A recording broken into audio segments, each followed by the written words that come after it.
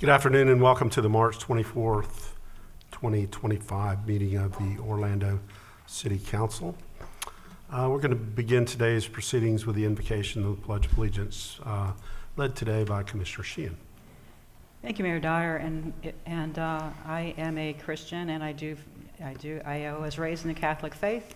And when I have difficult times, I do tend to turn to Scripture, and there are several that I'd like to read today in light of current events. Proverbs 14:31. Those who oppress the poor insult their maker, but those who are kind to the needy honor him. And Proverbs 28:27. Whoever gives to the poor will not want, but he who hides his eyes will get many a curse. Proverbs 19:17. Whoever is kind to the poor lends to the Lord, and he will reward them for what they have done. And Deuteronomy 15:11. For there will never cease to be poor in the land. Therefore I command you, you shall open wide your hand to your brother, to the needy, and to the poor in your land. In Jesus' name we pray. Amen. Amen.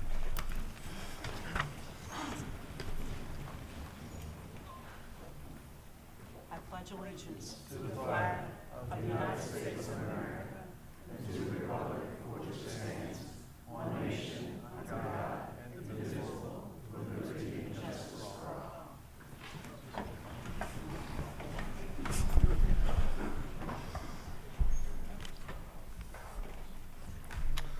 All right, Madam Clerk, would you call the roll and make a determination of a quorum, please? Commissioner Gray, Here. Commissioner Ortiz, Here. Commissioner Stewart, Here. Commissioner Sheehan, Interim Commissioner Rose, Commissioner Burns, Here. Mayor Dyer. Here. Mayor, you have a quorum with all members present. Thank you, Madam Clerk. First order of business is consideration of minutes from the workshop agenda review and City Council meetings of February 24th, 2025. Motion by Commissioner Rose, second by Commissioner Sheehan. All in favor of the motion indicate so by saying aye. Aye. Those opposed, and so the motion carries unanimously. We have no awards presentations or recognitions today, so we will go into the mayor's update, and I have a short update today, Commissioners. Since our last meeting, we announced that the exploration of using the county's work release center on Cayley was not a viable option, but I want to thank each of you for your willingness to pursue bold strategies towards what is one of the more challenging issues that we face, and that's the needs of our unsheltered population. Commissioner Sheehan, I want to thank you for your leadership in listening to the concerns of the somewhat vocal residents in your district as we evaluated that shelter. And although a permanent shelter is not on the board at this point, we are going to remain committed to working with our regional partners, businesses, community groups, and residents to find solutions to meet the needs for those experiencing homelessness, because it turns out you can't just snap your fingers and they all go away, even though some people believe that's the case. Toward that end, today we continue our investment in reducing homelessness, and we're investing another $8 million directly tied to that commitment. We're amending our program year 2024 annual action plan to enable us to accept another $1 million in rush funding from the federal government, and this will be our third and largest allocation of rush funds, the bulk of which are anticipated to go towards rapid rehousing, which we know is a strategy that works. We're providing $4 million for the development of affordable housing, rental housing for survivors of domestic violence, dating violence, sexual assault, stalking, and human trafficking. This is an investment that will ensure that our most vulnerable residents have a safe place to live independently after exiting an emergency shelter, with on-site services provided by Harbor House. Michelle, thank you for being here. Also, I performed Michelle's wedding ceremony 1 year ago today, so congratulations on your first anniversary. And thirdly, there's a new program that we are entertaining today called 407 Connect, which is a partnership with the city, the CRA, and the Christian Service Center. Will be purchasing 2 custom fabricated buses that will provide safe overnight shelter for 40 individuals. They will also receive comprehensive care and case management services, including connections to jobs and health care. With that, we will move on to the consent agenda. The consent agenda is a number of items that are acted upon through a single vote of council. We give each of our council members the opportunity to comment on consent agenda items and also important happenings in their districts. We rotate the order that we do that. Commissioner Sheehan is first up, but I'll remind you that we removed the items related to the 407 Connect buses, and we will hear that at a public or new business immediately following consent agenda. Okay, Commissioner Sheehan. Thank you, Mayor Dyer. And I usually give a non-denominational prayer, but I've been going through a rough time lately, and I kind of needed to pray in my own tradition, so I hope that was not offensive to anyone. I'd like to commend Commissioner Burns and Commissioner Stewart for the work they do outside of this committee, outside of this council, working with the homeless. This has been a really hard time, and I just want to say that I think we really need to do some work to humanize our neighbors that are homeless, that are unhoused, provide facts about the homeless population. There's been a lot of things said that were deeply troubling and hurtful, and I think that we need to correct that misinformation. I think we need to provide statistics on how providers' efforts have successfully gotten people off of the streets and into productive lives again. And I think that we need to understand that many in our community are one paycheck or medical emergency away from homelessness. It is not our place to judge them or to other them or to try to treat them like they're subhuman.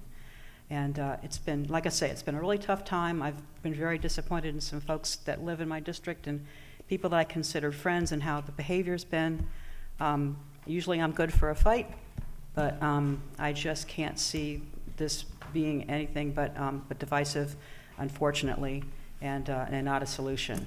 But I do think we need to look to other solutions. Again, I applaud my colleagues on this council who work in this day in day out, and people in the community, in this audience that work with this population and work to help people day in, day out. It is not easy, and boy, did I learn that the hard way in the last few months. So I just wanted to say thank you from the bottom of my heart for doing the right thing to help others.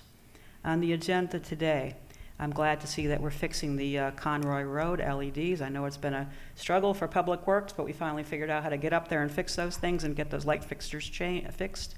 I'm delighted to see on item 3B17 the Downtown Arts District Cultural Facilities Grant for the courtyard. See, Paul's here. Great job, Paul. Yes. Also, Commissioner Stewart's district, but glad to see the Holocaust Museum site moving forward. And even though it's on new business, also 407 Connect, the Dignity Bus, to help folks get off the streets. And that's all I had, Mayor. Thank you very much. Thank you, Commissioner. Commissioner Rose. Thank you, Mayor, Commissioners. Thank you, everyone, for being here. As you all know, the month of March is Women's History Month, and I want to commend all the organizations around the community who are celebrating women this month. I joined Turner Construction and taken some work boots to Operation New Hope during Women in Construction Week. Glad to say that we celebrated and we had a expungement clinic to help those with need second chance getting their lives back together. We saw over 80 people and we helped 30 people actually leave with applications. And so what's significant about that is that a lot of times you get individuals that'll show up to an expungement clinic and they may not qualify. So being able to qualify, almost half of the individuals who showed up is a really good turnout. The Orlando Magic and the Orlando Pride will have Women's History Month events as well. I want to give a special shout out and I want to thank the 3 main streets in District 5, City District, Paramore, and Westlakes Main Streets for their hard work of supporting small businesses. We will collaboratively be hosting a cleanup on April 27th in honor of Earth Month. Stay tuned for more details. This Wednesday, I will kick off what I call Health is Wealth campaign. There is a mobile medical bus that I'll be bringing around the community to meet people where they are and be able to get examination. It's fully outfitted to allow individuals to get x-rays, blood work, etc. This is a way to make sure we're meeting the health needs of our community. This Thursday, I will be joining United Against Poverty at Rollins College to discuss Pathway to Hope, ways that we can come together and talk about breaking the cycle of poverty. This week, and Commissioner Burns will probably be joining, we'll be turning the city purple as the Omega Psi Phi Fraternity 7th District will host their 88th district meeting, and I will bring them greetings. This Friday, we will be biking to work at 7 a.m., so hope you all can join us. We're starting in Luminary Green at 7 a.m. This Friday, Lift Orlando We'll be have an open house. They're built a financial well-being center, and they'll have open house this Friday starting at 5 p.m. Onto the agenda, I want to congratulate Reverend Robert Spooney for celebrating his 13th anniversary at Mount Zion Missionary Baptist Church, but also he is being appointed to the Downtown Development Board as a District 5 representative.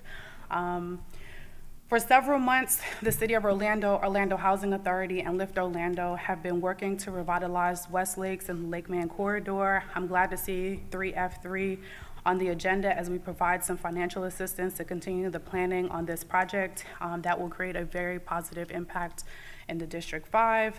I'm also excited to see 3B8 as we will begin the overweighted restoration of Maxie Croom's house.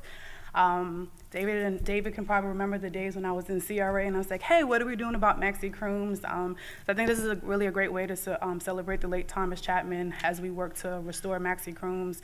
We will begin talking about what we see inside and what our tenants look like. For those who don't, please follow the District 5 on Facebook and Instagram to stay tuned with all of the activities that are happening in the district, and thank you. Thank you, Commissioner Burns. Okay, thank you, Mayor, and good afternoon, fellow commissioners and everyone in attendance. On March 6th, I had the opportunity of attending the grand opening for Villatel Orlando Resort. It is a 80-acre resort in the heart of North I Drive, offering vacation home style accommodations. So if you're planning your family reunions and other big events, you don't have to go out I-4 to Davenport and out there. We have accommodations, great accommodations right here in North I Drive. I believe it's about 564 individual units, can accommodate from 2 to 26 individuals in a unit. So please consider North I Drive when you're looking to accommodate your family reunions and other big events. Also, on March 17th, had the opportunity of participating in the unveiling of Ebony Nutrition Consultants, the Fresh Stop Bus, which is a mobile farmers market financially supported by Sprouts. And this is a farmers market that goes throughout Central Florida, providing access to fresh fruits and vegetables to underserved communities. Also, Ebony Nutrition also celebrating 30 years, their 30-year anniversary, providing nutritional and educational resources to the Central Florida community. And in honor of Women's History Month, I'd just like to give Ms. Fabiola Gaines and Ms. Ronice Weaver, the founders, a huge shout out and say thank you for all that they've been doing for our community over the last 30 years. Also, I just wanted to mention that summer camp is coming up. Registration, online registration begins Saturday, April the 5th. At 9 a.m. For city residents and 1 p.m. for non-city residents. I want to encourage everyone, if you're interested in getting your kids or grandkids into the summer camp, please sign up as soon as possible, because I believe we were full within a couple of hours last year. So please, the demand is high. Also, the Summer Youth Employment Program will be opening up as well. So please contact my office. I believe the application deadline is April the 30th. So if you have teenagers who are looking for summer employment, please have them to reach out to us to start that application. On the agenda, Mayor, I'd just like to say for 3A1, thank you to our residents who've agreed to serve on the various citizens advisory committees, advisory boards. We wouldn't be able to operate efficiently without your help, so thank you again for allowing to serve in that capacity. Also on 3F1, I am supportive of the amendment to the action plan to add additional funding for the Rush Rapid Rehousing. Glad to see that we're getting an extra $1 million to be able to do that. Also for 3F2, the funding for the Grove, the 9 townhomes that will be built for survivors and children following domestic violence. And with that, Mayor, that completes my talk. Thank you, Commissioner. Commissioner Gray. Thank you, Mayor. A lot of thank yous real quick. March was a busy month, so I'll go fast with those. But first of all, I wanted to start, we had our annual Spring Festival back on March 3rd out at the Vista Lakes community. I want to thank both of the chiefs for coming out and being with us and bringing the teams out. But we had somewhere in the neighborhood of 1,500 to 2,000 neighbors that were exposed to 70 of our small business groups. And Commissioner Ortiz came out. Never saw anybody eat that much cotton candy in my life, but he did. No, I'm kidding, he didn't really. But we had a good time, and so thanks to my team for putting that together, a great event. Followed up with that, we did a safe driving event out at Lake Nona at Nemours Hospital. Thanks again to OPD and the team for coming out and sharing with our teenagers some of the perils of unsafe driving, and so that was well received by the neighborhood.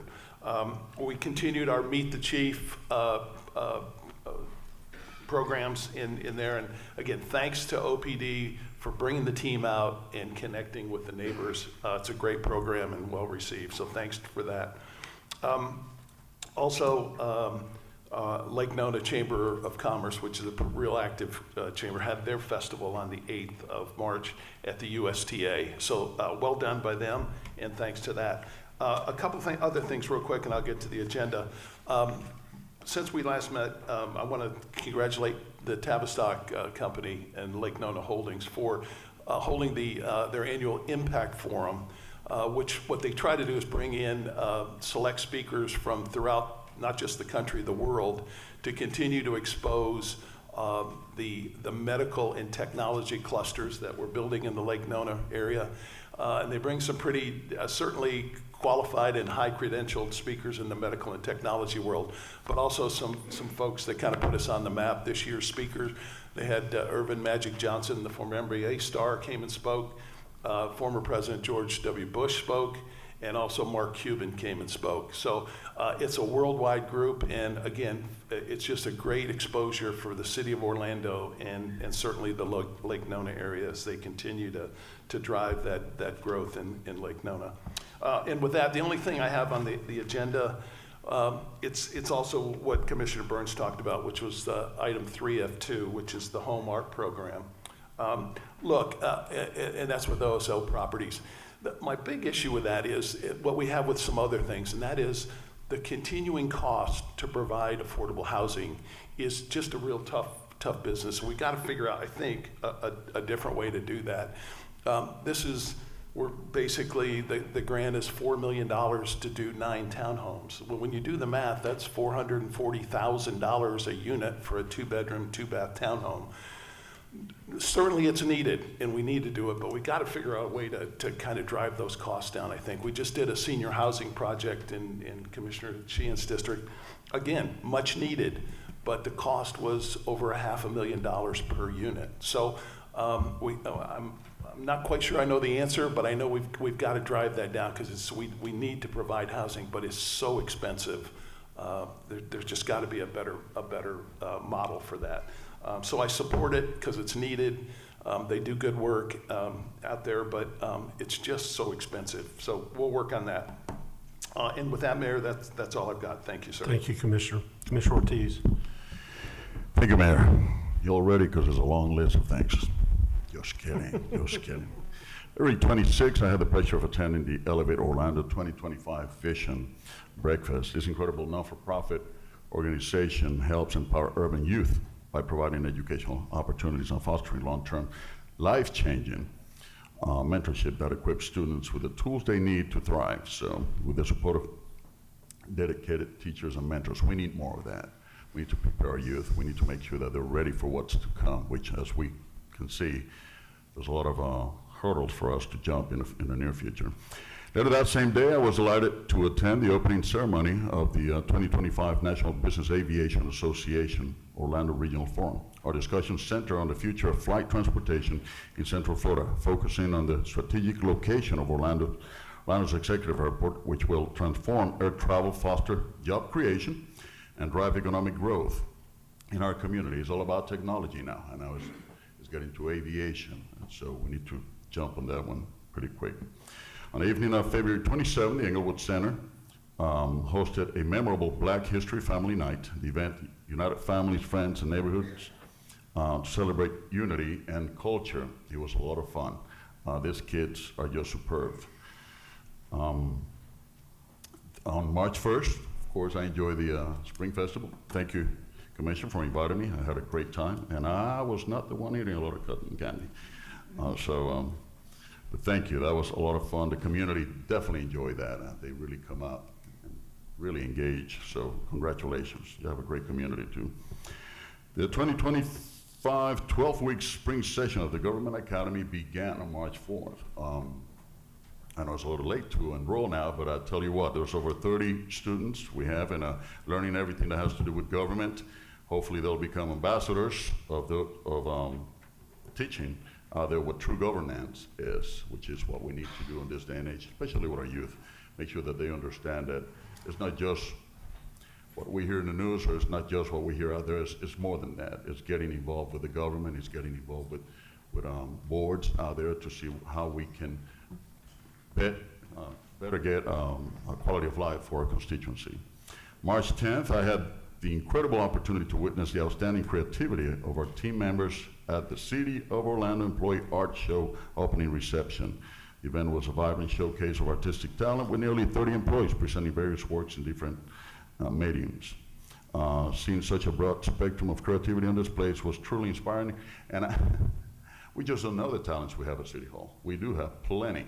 So we should continue showcasing our people like that. Maybe taking them to another level. Maybe we should take them to the county and the state. Anyhow, tomorrow, Commissioner Stewart and I will be visiting Tallahassee to advocate for things that we need in our region, more so housing, transportation, which are the big items, especially surrounding the theme of homelessness and other subjects. But we'll be coming back and report to you all what's going on over there. The other commissioners have covered some of the items at the agenda. So with that, Mayor. Thank you, Commissioner. Commissioner Stewart. Thank you, Mayor. Let me just share a couple of things as well. And thank you, first of all, Commissioner Burns, for mentioning the summer camp. We have our summer camp program in the city is great and is in high demand. So those of you who want to get involved in summer camp, please call. Commissioner Burns is right. It sells out in about 2 or 3 hours. So please be on the lookout for that information and get taken care of. And thank you, Commissioner Ortiz, about legislative days. It gives me a chance to remind everybody that if you'd like, I'm trying to do a weekly update of what's going on, at least how I see it from of Tallahassee. If you'd like to be involved in that, just shoot me an email. I'll put you on my list, and we'll talk about some things. There are some bills that are going through that will have a significant impact on our citizens and the city of Orlando. So we're trying to keep our eyes on those and making sure they don't go through. A couple of things I'd like to share with you about happened in the neighborhood. The Red Light celebrated their 20th anniversary. I went over to Baldwin Park to meet with Jason and Sue Chin about celebrating Osprey's 10th anniversary over there, which I can't believe it's been that quickly so much. Blended Bistro, we celebrated Saturday, their 5th anniversary. Tamale and Company opened up in College Park, and we welcome Inside Out, the Ivy Hydration and Wellness Center in Ivanhoe Park. So a lot of things are happening. Great to see these guys go back, and some of these places that are vacant to come back in, and we're excited about that. Special thanks to Jennifer DeHollander, her entire staff out there at Lou Gardens at the plant sale a couple of weeks back. Had a wonderful response. I don't know how many total, but I think the first count was somewhere about 15,000 people in 2 days. And so it's really, really neat to see that happen. I got a chance to get out there, get a chance to meet some of the people over there, and they were just thrilled about it. And get a chance to see the park, see the Lou Gardens at no charge for a few days, which is nice. Upcoming, the Wetlands Visitor Center is having a ribbon cutting on April 2nd. It's been a long time coming, Mayor. Looking forward to doing that. And then the Manila Museum is having their fabulous Friends coming up on the 5th to help raise money for the Manila Museum. So we're excited about that. On the agenda today, and one other thing which I think is important now that I've got a granddaughter who's driving, on March 26th, we're having a Teen Safety Summit, I think, if I'm not mistaken. Where's the chief? Is that? I think it's 26th. It's on my Facebook, and I think I mailed some things out, but I think it's 26th. Please get a chance. If you have young drivers, please get a chance to go over and look at that. It is one mistake, one misjudgment can cost a kid a life, and it just bothers me a great deal. Now that I've got a 16-year-old driving, I'm really, really careful to that. On the agenda today, let me mention just a couple of things. Go to 3H, 1 through 4. The Law Enforcement Trust is putting $28,000 from the essentially confiscated funds to the Boy Scouts, Harbor House, and Mothers Against Drunk Driving. Excited about taking that and using that money there. In the 3B13 is a forward grant, resilient walkways and rethinking design, I think, is that what it is. So it's a forward grant that we talked about, almost $1 million to help us in design and implementation. Appreciate that. 3B18 and 19 are two pavilions that we'll be putting in Albert Park and Dartmouth Park. We've done a lot of value engineering for those two parks. We hope to have those started in a few months. But as soon as we get some scheduling here, we'll be able to announce formal plans to the community. We've gotten community input for the last 3 or 4 years, but now we'll be able to actually announce the plans and when we're starting. So we're looking to have those things done by the end of the year, and I appreciate that.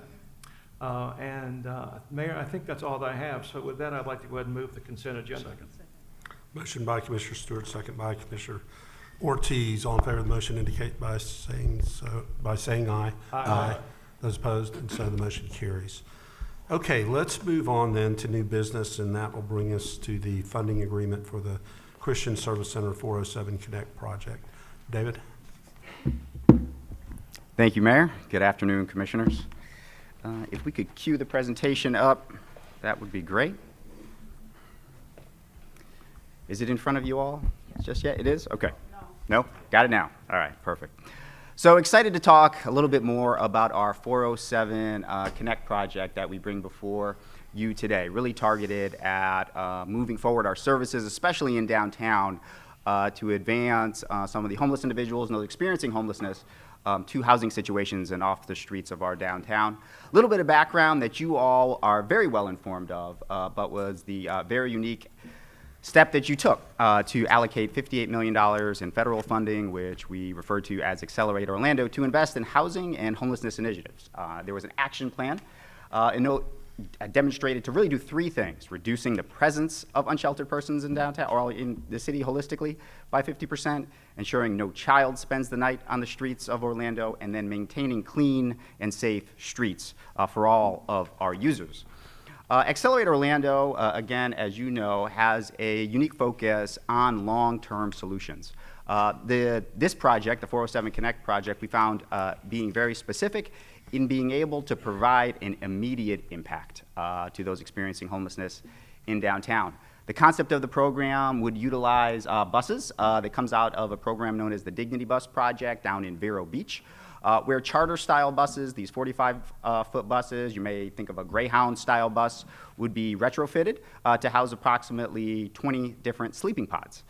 It would have restrooms, storage compartments, as well as security features with video surveillance, onboard overnight security personnel.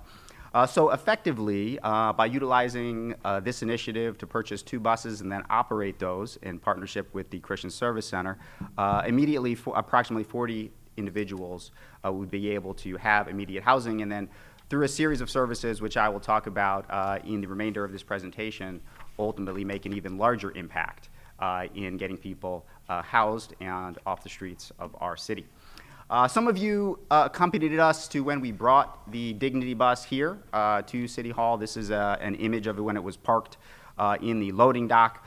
You can see there just the style of bus. This is actually a specific bus that is in operation right now in Vero Beach. In fact, the day that it visited us, it went home, so to speak, that night and housed people that very same evening. Here's an image of some other municipalities who have already gone down the path of utilizing a similar housing solution. You see this top component in Chicago, Illinois. They call it the Night Fort. And then in Woonsocket, Rhode Island, it is called the Dignity bus. A little image here of the interior of the bus. So Was a little bit hard for me to kind of picture how you would convert one of these buses ultimately to a shelter type situation. I can tell you seeing was believing, which is why we wanted to bring the bus here so that you all can tour it and some of the community members can tour it as well. You see here the various different sleeping pods. You'll notice that each has its own individual light. It has its own individual privacy curtain. There's bedding. There's obviously power that's there as well. You can't see it in this image, but each individual pod has its own outlet, so the individual in that specific pod can charge their mobile phone or what have you overnight as well. So what makes this bus unique? You kind of heard me mention before the difference between long-term as well as more of immediate type of services. From the point of approval, the bus can be ready in about 4 to 6 weeks and to start making an impact in our homeless environment. It's mobile, right? Quite and simple. The bus can move. It is an operational bus. You just turn the key and it can drive to wherever you see fit. And it's cost effective, and it's an innovative way that we can not only demonstrate how we can impact those who are experiencing homelessness in Orlando, but how we can take it on a roadshow of sorts and show other municipalities, especially in Central Florida, how they can take steps in their own communities to A, impact the homeless individuals that they have and hopefully prevent any additional growth of our homeless population here in downtown. I'll talk a little bit more about that later. So the proposal itself, as the mayor noted in his opening remarks, it's a partnership between the City of Orlando, the Community Redevelopment Agency, and the Christian Service Center. Both the CRA and the city would provide both the funding from the city side to purchase the buses. Those 2 buses is approximately $350,000. And then the CRA would provide approximately $1 million in operational funding. This was talked about a little bit before, but the Christian Service Center has operated a program called RUSH, or the Rapid Unsheltered Survivor Housing Program, which connected unsheltered Paramore residents with housing. And when you basically take that model of what the Christian Service Center was able to achieve, which their initial goal when they set out on that first set of the program was to get 40 people off the streets of Paramore and get them into housing. When you look at their first year's report, they're actually able to impact 257 people, and that represented 111 households were ultimately housed. So when you take that success rate that they were able to have with that program and you kind of tag it on to the concept of having these approximately 40 beds with this 407 Connect project, you look at having an exponential impact on the homeless population. It gets you from 40 individuals per night to what we estimate as over 400 or 407 individuals that would be housed over the 3-year course of this program. So with that, just kind of an operational structure and how it would work. Basically at approximately 8 p.m., individuals would board the buses at the Christian Service Center. At that point, they would remain on those buses until the morning time, where they would exit.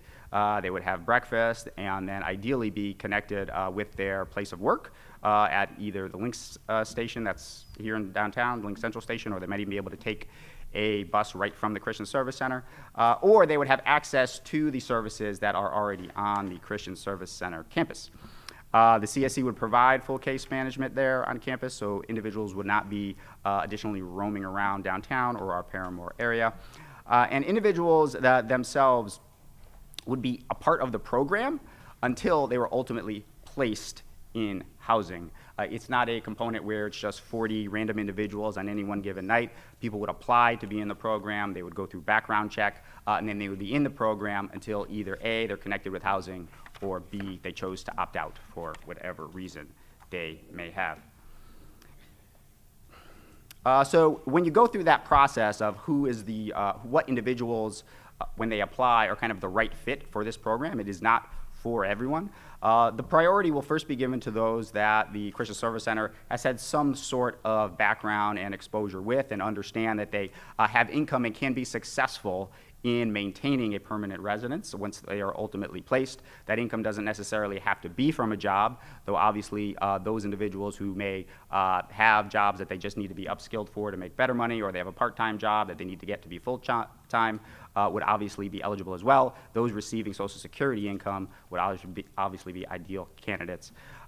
or those who have family or loved ones in another city or state that just need to be ultimately contacted in order to be able to make that connection so they can be relocated and reunified with those loved ones would be ideal candidates for this service as well. I mentioned this earlier, but packaged with the proposed comprehensive case management program that the Christian Service Center would provide, we anticipate that we can house 407 people over the 3-year course of this program. And one of what I think is the real unique and appropriate opportunities that this program provides is what we call the roadshow. So having other municipalities be able to invest in homeless services is very important. We've had many conversations at this council of the amount of both time and resources that the city of Orlando pours into homelessness in the Central Florida area, and we really look for the municipalities around us to step up and provide services to their residents as well. During the day, so to speak, these buses would serve as an opportunity where we would accompany the Christian Service Center to go to targeted municipalities and showcase the innovative and low-cost solution that could ultimately start to impact homelessness in Central Florida, but not specifically in the city of Orlando. Eric Gray will come up later, and we're already experiencing some positive outlook on this very specific item. When you look at by the numbers, wanted to just show this slide. There's really two things happening in the funding agreement. The first of which is the funding needed to purchase the buses themselves. That would be proposed to come from our Accelerate Orlando funding. It's approximately $350,000 in order to do that. The remainder of the funds are for the operational components of the buses.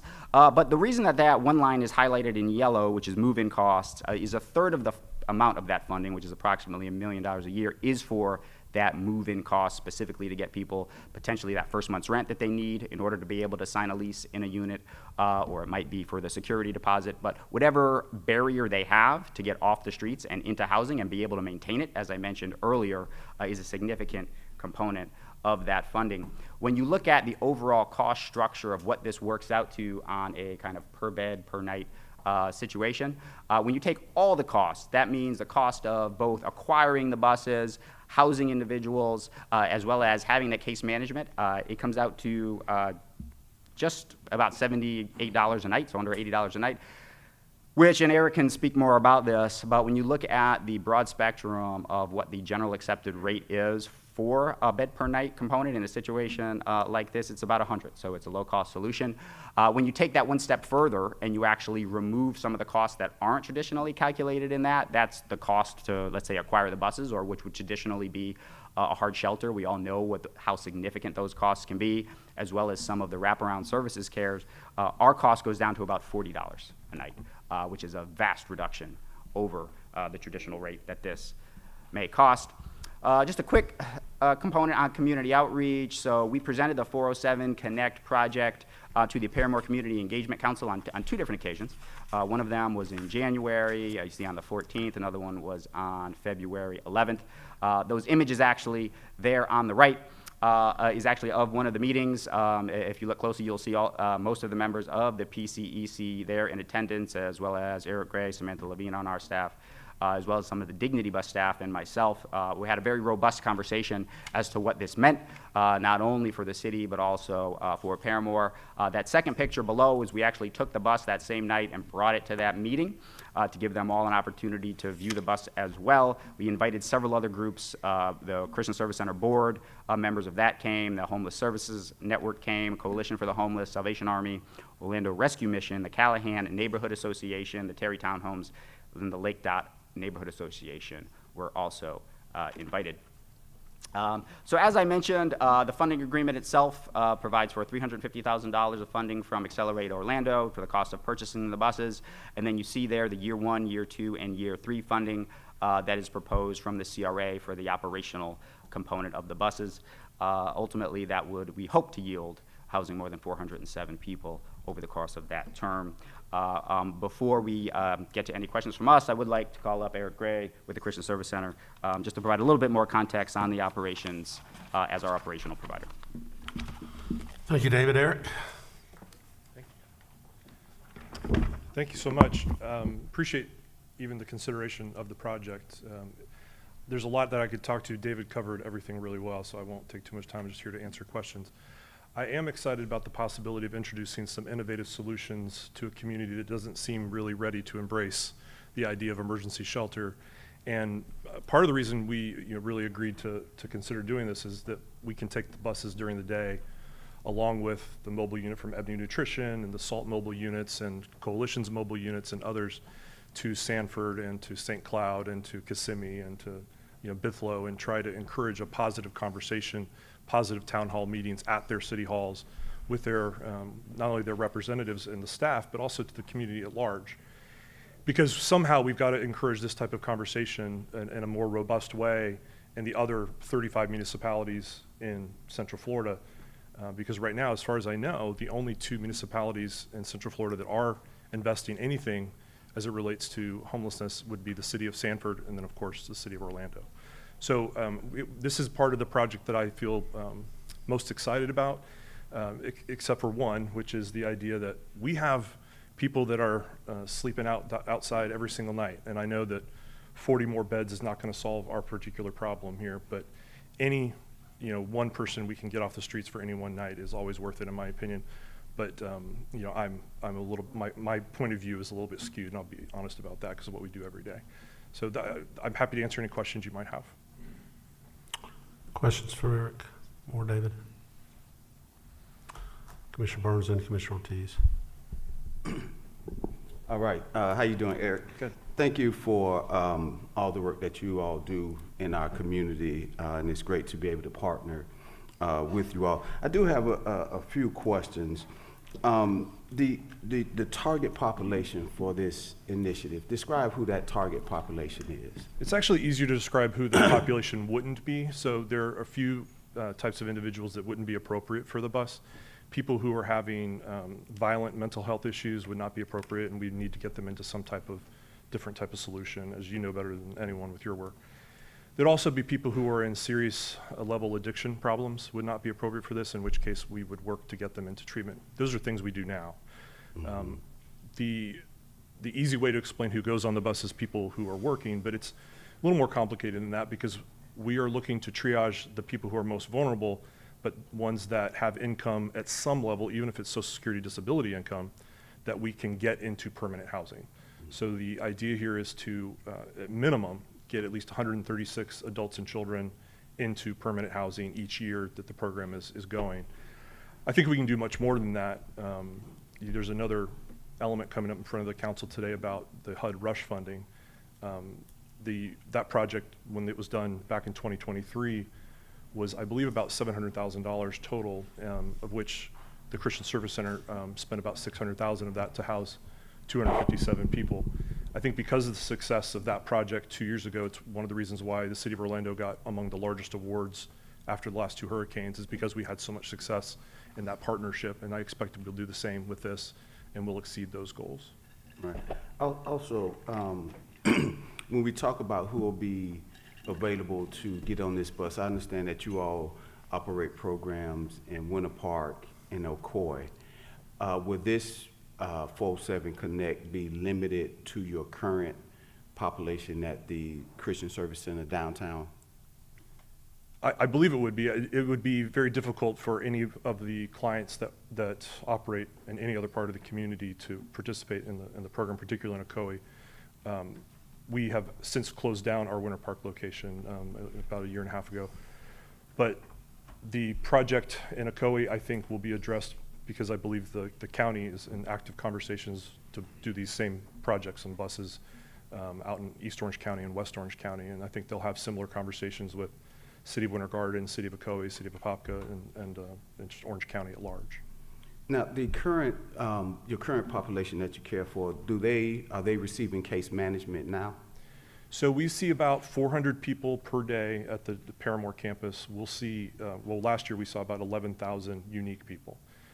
We ultimately, we call it rescues, the people that we've kept from becoming homeless or helped exit homelessness, was 1,236.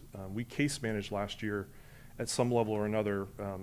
That's how we determine the 11,000 people, they weren't necessarily all fully case managed in terms of a long-term issue, but they worked with us such they were entered into the HMIS system.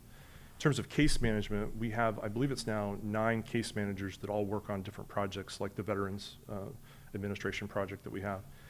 And they have different caseloads, everywhere from 20 cases they work on to over 120 that they might work on given their project.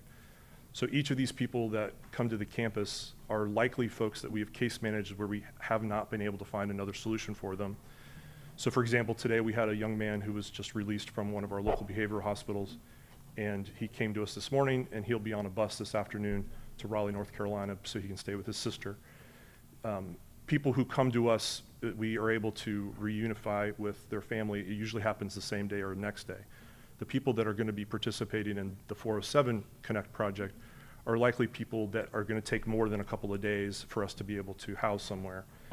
In our case, we've been very conservative in our budgeting, anticipating that each person would be on the bus for 90 days. I expect it'll be quite a bit less than that, which is why I'm pretty confident we'll exceed some of these numbers. But just to be safe, that 90 days is what is typically normal for shelters in the United States right now. I think we'll have some different numbers, a couple months into the project, we'll be able to learn a lot more. Right. Also, Eric, the line item for move-in costs, sustainable housing, the 331,200. Talk to me about what's the use of that? Would that be to pay rent for individuals for a certain number of months, and how would that be determined or limited? Because if you're going to move 407 over 3 years, we're talking about 135 a year, which comes out roughly to about $2,400 a piece. Right. That can come from that map. So I was just curious, because initially when I saw that, I thought it was primarily for paying rents to get them to the point of moving out into stable housing, and then them taking over the payments themselves. But that doesn't seem like that's enough money to pay any rent. So this is, you're right, 331,200 divided by 136, it works out to be $2,435 per case, which is about the average of what we spend right now on move-in assistance for people. Sometimes that project is called rapid rehousing. Sometimes it's referred to as diversion move-in assistance. Just depends on your perspective. But typically what it includes is the security deposit and first month's rent for that person.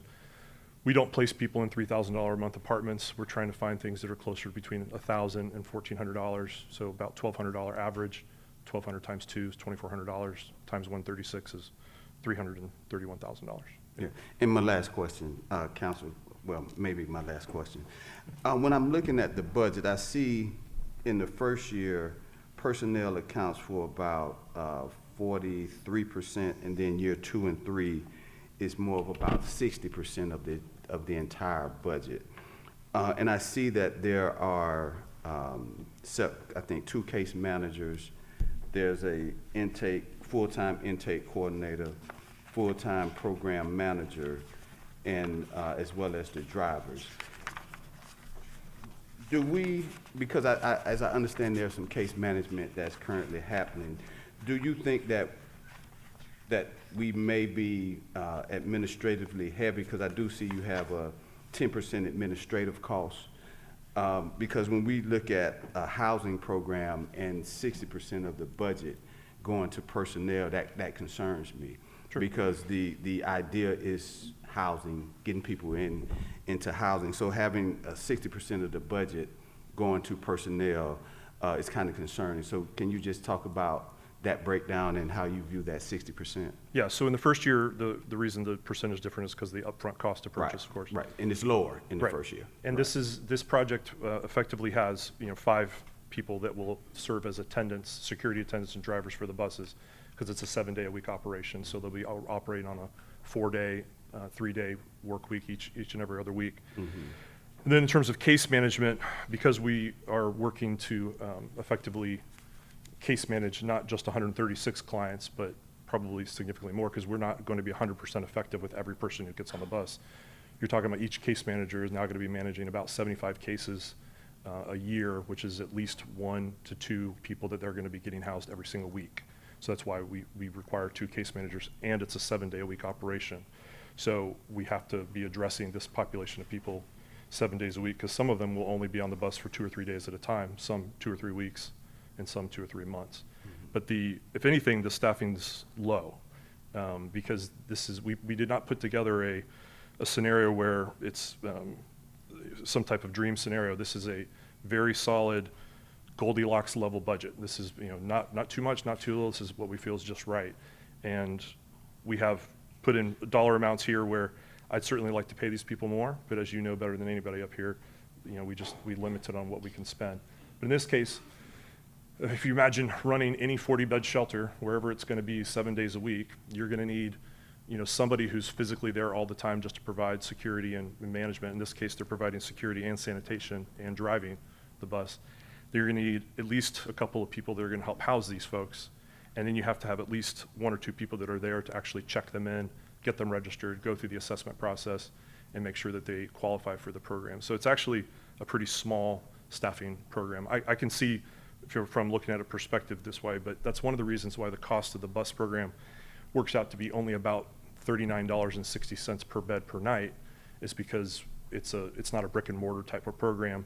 All the wraparound services that you might see at the Coalition or the Salvation Army, like meals, clothing, showers, laundry, we're eating all those costs ourselves. That's just part of what we do. And we're happy to do it.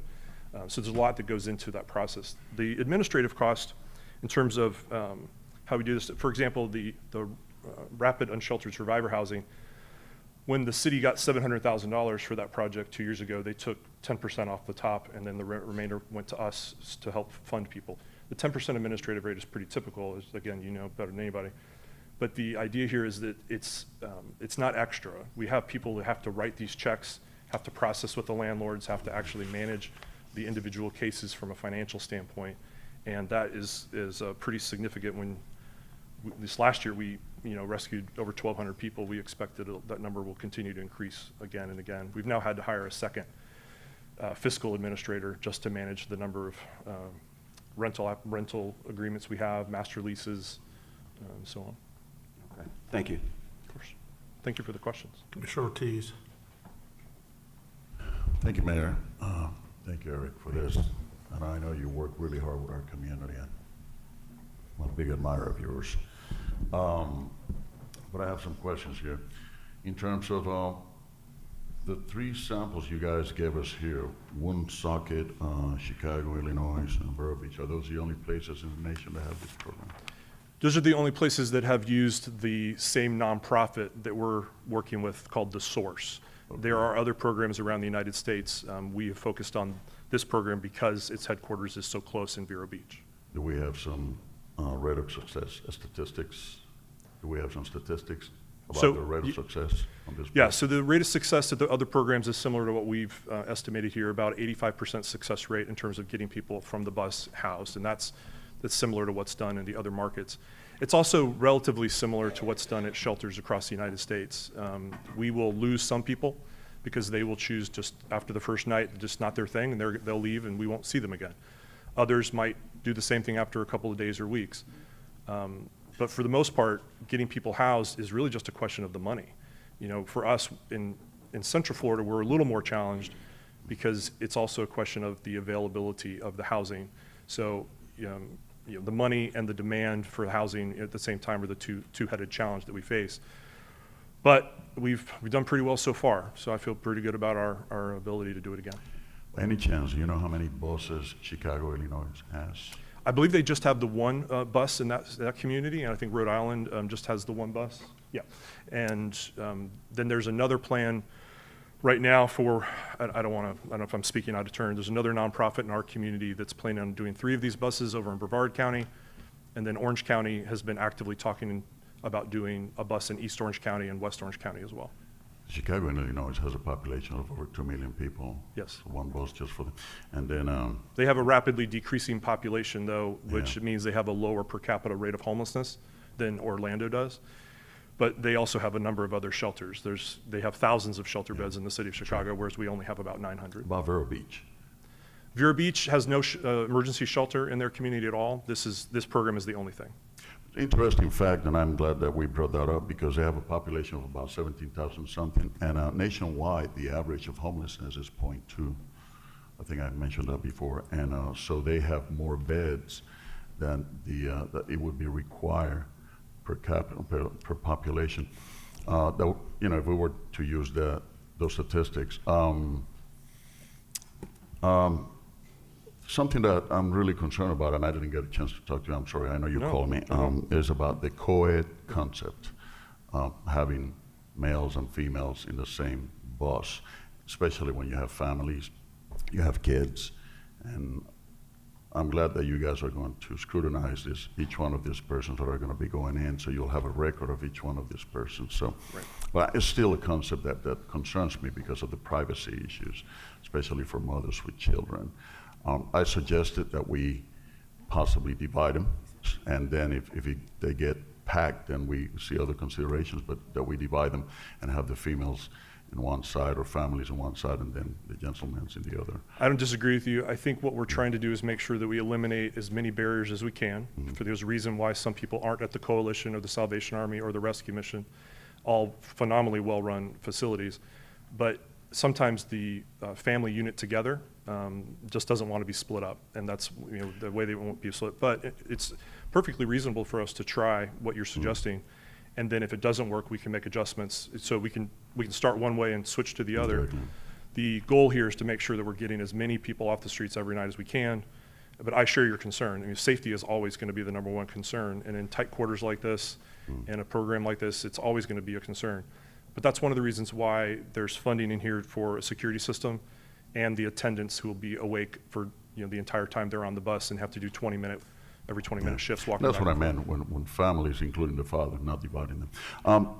Let me ask you about the concept, because there's 19 beds or 20 beds per bus? So the buses can accommodate 20 beds, but we're, depending on which buses are available for us to purchase, because it's not like there's a lot of them out there, we might be able to convert one of them into an ADA accessible bus. And because of the population of people we serve now being so infirm, making it up those 4 steps might be an issue. If we did that, that would probably drop 2 of the beds out of one of the buses, so the number might go from 40 to 38. But that's a decision we would actually make in partnership with the city, because as the funder. If you have children, would the kids occupy one bed each? Yes, sir. Okay. There's All right. certainly some exceptions to that if there's an infant, but we very, very rarely see infants. Most of the children who we see are homeless are usually over the age of 6 and under the age of 16. Okay. One last question. Have we gotten some police feedback? I would like to hear what the police department has to say about this too, because the guys are always in contact with our homeless population. They're the ones out there, you know, what they think about the whole concept. I have not actually spoken to OPD about this project. We work with OPD every day, but not on this specific project. We have a lot of additional work to do before this is actually implemented. And while the buses can be constructed and put into use relatively quickly, the 4 to 6 weeks sounds aggressive to me, but I'm hopeful this will be up and running by June. So maybe more like 8 to 10 weeks, but that's what they promised. So we should be able to do it. Actually, for that matter, OPD and OFD also, because OFD come in contact with these families. I was just going to say that because we have fire rescue out a couple times a week, but it's not for the reasons you might think. I think people would expect that there's a lot of drug overdose and things of that nature. It's usually for heart attack, stroke, respiratory issues, the same reason you see people get sick at Mall at Millennia, and just because people have been sleeping outside. So fire rescue's been great, OPD's been great. I hate what they're having to do right now. I know they hate it too. They don't like the state law, and I really feel for them and having to do what they're doing. They're doing a fantastic job of trying to work within the spirit of the law, and I think that this is one more way to try to alleviate some of that pressure, because it's not just 40 more people off the street. At minimum, it would be another 160 people off the street every year, and that's if we turn the buses over every 3 months. I suspect it'll be quite a bit more than that. There's been a big concern with the community in terms of the monies that we're allocating to this $3.5 million. And comparatively, when you compare what would be the cost of building a home or whatnot, or maybe implementing a shelter, how these figures that we're utilizing, how this compares? This is significantly less expensive, but it comes with another cost, and it's not permanent. So the project that the Coalition for the Homeless is right now raising money for, which is a phenomenal concept, and I wish them all the best because they're really the leader in this area, that project will last for 100 years. These buses will not last for 100 years.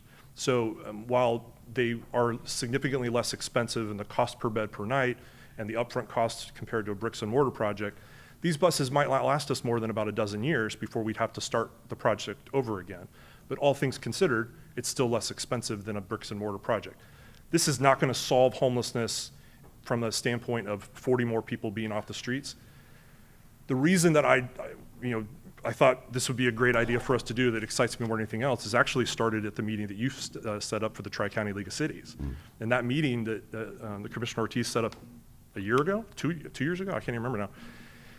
There's a lot of frustration in the room where people just didn't really understand their responsibility for housing homeless adults. There was a sort of this interest of saying, well, Kissimmee's sending all of their homeless adults to Orlando, and then Orlando's saying, well, but Sanford is sending all their homeless adults to Kissimmee, and it was sort of back and forth to everybody, which none of it's true because most of the people who are experiencing homelessness in any community, 90% of the time, they were last housed in that community.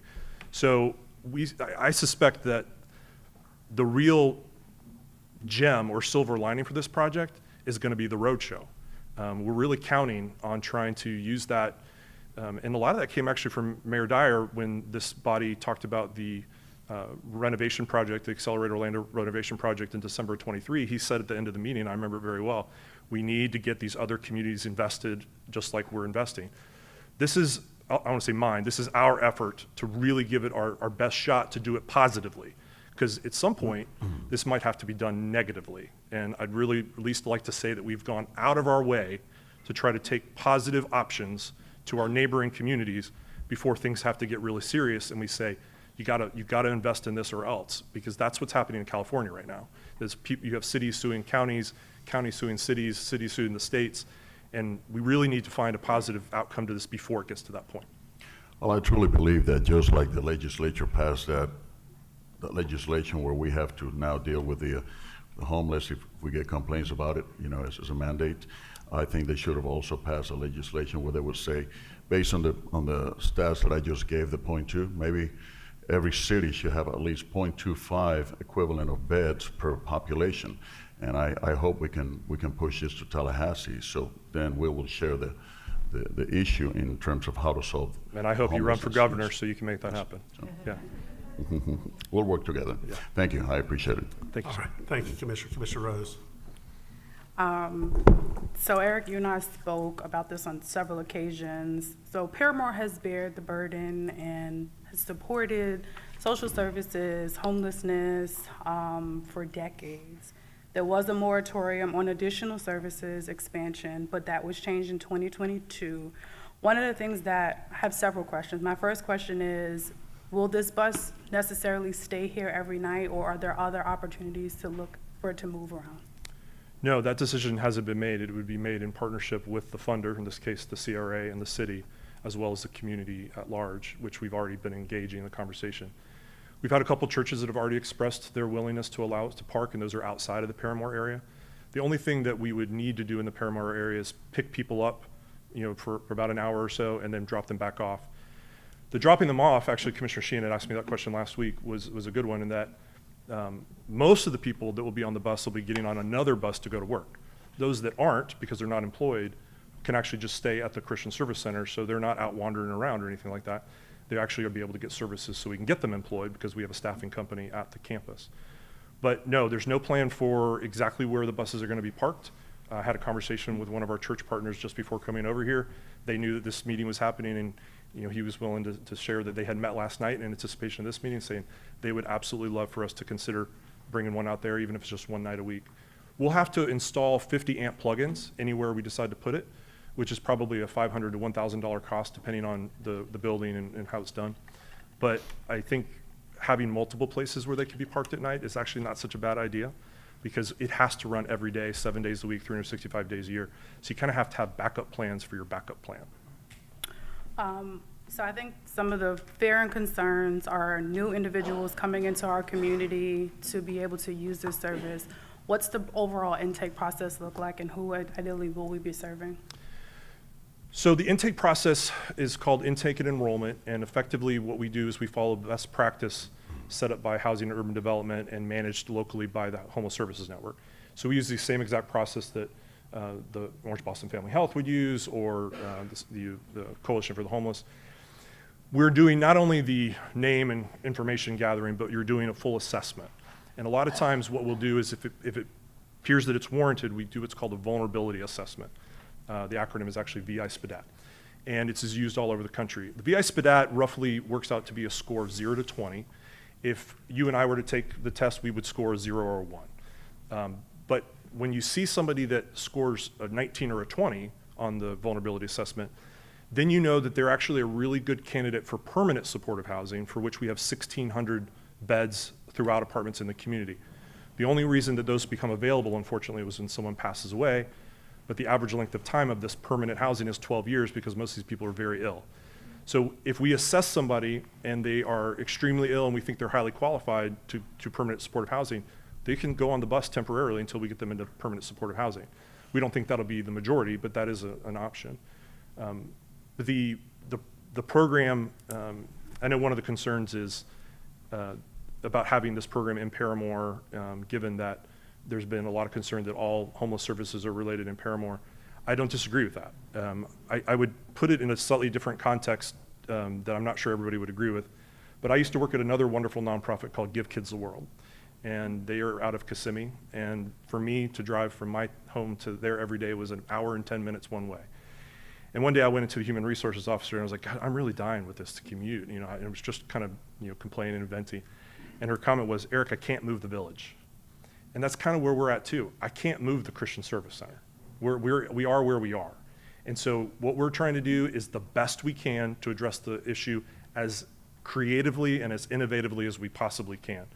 If the community prefers not to have us do that, I totally respect that. I don't have any issue with that. All we can do is what we can do. And we will probably end up doing the same type of project. If the city of Ocoee allows us to do it, we'll probably do it out there as well. And if we can find a community like Winter Park, in the city of Winter Park, that wants to support this type of project, that would be our next stop. But there's no real long-term plan for us to go and spread these around ourselves. I don't really have any appetite for that. The goal here is to get some other nonprofits in Leesburg, and in DeLand to get involved and be able to use the budgets and the best practice and the documents to say, here you go, good luck. We're happy to take calls when you have them. But the goal here of the roadshow is not for me to go and do more of these. I don't have that interest. The idea is to get some of the pressure off of downtown Orlando and Paramore in particular. And a couple more questions. Based on the funding model, is the goal for the Christian Service Center to raise the funds beyond year 3? Yeah. Okay. So the funds would be a little bit different after the 3rd year, in part because we would spend the next 3 years not only building up the philanthropic base to support it, which we've done with other programs over the last couple of years, but we also would be able to build up some of the other grants that could support people getting housed that are on the bus, which we can actually do now. So the funding for this project is limited to the people that are using the bus to get housed, but I have some other sources, they're small, that I might be able to use to get certain people housed. So if I have a veteran, for example, that ends up getting on one of the buses, they're likely to not be there more than a couple days because of the SSVF program. We'd be able to get them housed relatively quickly. But that would be, I hope I answered your question. Yep, and so I just have to make a statement. So for someone who's experienced homelessness in my past, I think the opportunity to have and provide dignity, which is what we're trying to do with this bus, and I want everyone in the audience to realize that there are people who get up every day who have to go to work and they're sleeping on the streets. This is an opportunity for someone to sleep in a bed and have some sort of dignity when they wake up in the morning time to get to work, as well as moms and dads who are experiencing homelessness who are sleeping on the streets. This is an opportunity for families, individuals in the community to be able to sleep. While I am a Paramore resident, we talk about, and I mentioned it, the oversaturation of social services within our community. This is an opportunity for us to be able to show the region how we can collectively come up with solutions that don't mean multi-million-dollar homeless shelters. So I want everyone in the audience to really take a moment and realize that there are people who are one paycheck away from being on the streets, and it could be any one of us that is sitting in this room, someone who's experienced it. To be able to say I had a bed to sleep at night and not on the streets would have made a world of a difference. So I just want to commend you for this idea and for us collectively exploring this opportunity. Thank you. Thank you, Commissioner. Commissioner Stewart. Thank you, Eric. I'm not going to rehash everybody else. You've done a great job with that. I've done a little bit of research. Woonsocket is getting ready to put their 3rd and 4th bus. I didn't know that. I think they've announced that in January. And they announced in their first bus that they, in little old Woonsocket, Rhode Island, had placed 86 people in permanent housing. So now I know you've talked to them in Vero Beach and I'm assuming Chicago. Where are the challenges that they had that we can learn from them to make this work? I think a lot of it has really to do with the smaller logistics of the day-to-day operation of the buses. So for example, when Vero Beach first started doing this, they were actually loading people onto the buses at a program very similar to ours that they operate, and then driving it to a truck stop. And they were running the generators every night at the truck stop. The costs to that became really problematic. And they had people that were getting off at the truck stop to go inside and use the restrooms or take showers, and it made a lot of sense to them. But over time, what they realized is it was more problems than it was worth. And so they developed the rule that once you're on the bus after check-in, you do not leave the bus until the next morning. You certainly can get off. They're not going to hold them there against their will. But if you get off, you're not following the rules, then you're out of the program. So it's been simple things like that, the security mechanisms, how to manage the simple cleaning types of issues. You're dealing with lots of different people coming from lots of different backgrounds. That's why we have set in here the linens the way that we did. It works out to be about $60 per set of linens because you're having to do different type of linens for moisture types of stuff. And so there's a lot of those little day-to-day type of things that we've learned. But the plan would be that if the city approves this, our next step is actually going down to Vero Beach with a good portion of our staff and I think some of the city staff, where we sit down and just have a new conversation with them about, all right, this is real. Let's talk about it again. Let's start from scratch and go through the whole process one more time. I think though, I don't want to speak with too much hubris, but I think that we will probably, like we've done a lot of things, have the opportunity for other people to learn from us. And I think that's what's probably the most likely scenario, mostly here in Central Florida. I mean, that's what we're really counting on. And I think that's one of the major benefits of the project. One of the challenges I've shared with you, and I've shared with this council as well, is the lack of the amount of effort outside of the city limits that's been done.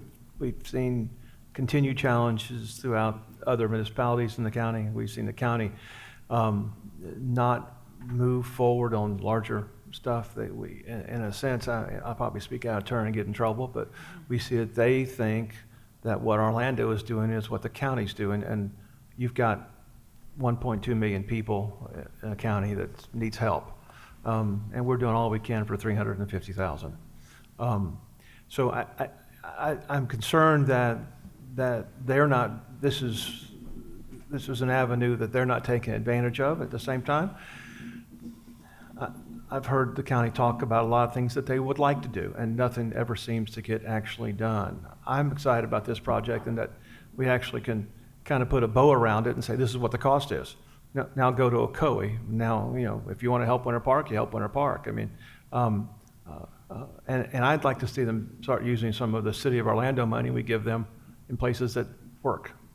So I'm concerned about that, but I think that this is a good temporary solution. And we've had that conversation with Mayor Demings that I think he's open to it. We just have to figure out how do we make it work. This is a good example to have them see that. But I also think that we have to be more creative in what we're doing, and this is one of those ways of being creative and innovative. At the same time, not relying on any particular community to carry the entire burden, even inside the city of Orlando. Back to your budget figure, roughly about $300,000 is money that's actually gone on moving forward on behalf of the clients. Okay, and then the balance of that really is the cost of the equipment, operation of the equipment, or direct staff that you've got there. I'm a little bit familiar with the organization. Yeah, that one. This is your shirt. I think it's my shirt, right? But I think that the object of that, with so many case managers you have coming, with funding coming from so many different sources, it's not just this the source that'll help them. You'll have other sources, like you mentioned with veterans and other stuff that's coming from United Way. And I believe that figure will be very quick. I'd like to hear, as you move forward, and I know you're good at this, I'd like to kind of see how they're moving, how rapidly they're coming in, like to see like a 90-day report. And to say, okay, look, what's happening in 90 days? I mean, we thought they'd be there for 90 days. They're there for about 26 days. That means we can do this. Because I think there may be some, like you said, some additional funding to help them to get post. So, No, I welcome the opportunity. I And you could appreciate it. maybe you could run for governor along with Commissioner Ortiz, maybe. He could be my lieutenant governor. Ooh. Okay, Commissioner Sheehan. Thank you.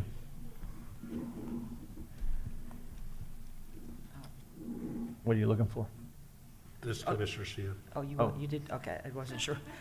I was just freaked out by that whole thing, and I'm like, what is going on? What universe am I in right now? Okay, the one thing that I did hear in these meetings was, that we did have over the last 90 days was that people did want Orange County and other municipalities to step up. So if this is a way to encourage that, that would be great. I'm glad we had the conversation about what would be happening during the day, because again, if we just provide beds at night without providing a way for people to get services or get to work or all those other things. So thank you for answering that. I know I have a kind of a random question, but what's the population of Woonsocket? I don't remember it being that large. I've been to Rhode Island before. I'd actually have to look to Commissioner Stewart because I don't know. I don't have my phone, so I couldn't look it up. So I mean, in the municipality, Rhode Island's as big as us, but Yeah. but in the municipality area, it's about 26,000. And I think it's So they pretty got close. 3 It's buses sort of a for suburb. 26,000 people? I mean, that's pretty remarkable. Well, can I go back to, actually, you make that point. Commissioner Ortiz says something earlier that I hope everybody didn't miss, and that's that roughly in any community in the country, about 0.2% of the population is going to be experiencing homelessness on a given night.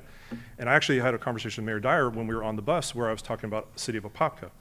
City of Apopka has about 55,000 residents, which would mean roughly that you might have about 100 people on any given night experiencing homelessness. That tracks with the last point in time count, where we counted about 45 people experiencing homelessness, but we know half of people that are homeless are doing so in their cars, and they're almost impossible to count. So it would work out. What we don't talk about is that roughly 2% of the residents of the city of Apopka will experience homelessness this year. So that changes the number a little bit, and it's closer to 1,000 people. And so I think when you start talking about this, and I said this to the Apopka City Council a little over a year ago, I don't know what the threshold is, but at some point, when you reach a certain percentage of your community that is not have a residence, that's not a homelessness problem anymore. That's a domestic refugee crisis. Right. And I don't know what that level is, but at some point, we're going to cross that level. So, 43,000. Wow. Okay. All right, Thank fun you. fact for everybody to go home with, the population of Woonsocket, Rhode Island. Okay, thank you, Eric. I think we'll move on to public testimony. Can I just Something else you one want? quick thing? Absolutely. I just want to thank the city for addressing the issue of homelessness in such an aggressive way as they have. And Mayor Dyer's talked about this being one of the more difficult challenges of your time. And I just particularly wanted to single out Orrin Henry and Sonia Carnival in Housing and Community Development, Lisa Portelli in the Mayor's Office, David Barilla, Samantha Levine in the CRA and Downtown Development Board. You have more people with experience that, on the issue of homelessness than any other community in the area combined. And on top of that, I'm not sure if everybody's familiar with this, but this city council has about as much experience with the issue of homelessness as any city council anywhere in the United States. You've got 2 people who've worked in the issue professionally. You've got 2 people who've actually experienced homelessness, and I won't say because that's up to them. You got people who've worked in law enforcement in this community and people who've been in development in this community, know all about the housing industry. So this is about as good as it gets in terms of expertise. And I think if people wonder why is Orlando addressing this as aggressively as it is, they just need to look at your resumes, and that's why it's happening. I really appreciate everything you guys are doing. So thank you. Thank you, Eric, and we appreciate what you're doing as well. Okay, David, I'm going to go to public testimony. Come here. Okay, I have the list of everybody that signed up at agenda review. Some were not present there, but I'm going to go ahead and read everybody's name and give everybody that was on that list the opportunity to address council. The Rules are the same as everything else. State your name and your address. You'll have 3 minutes. Eric Lewis.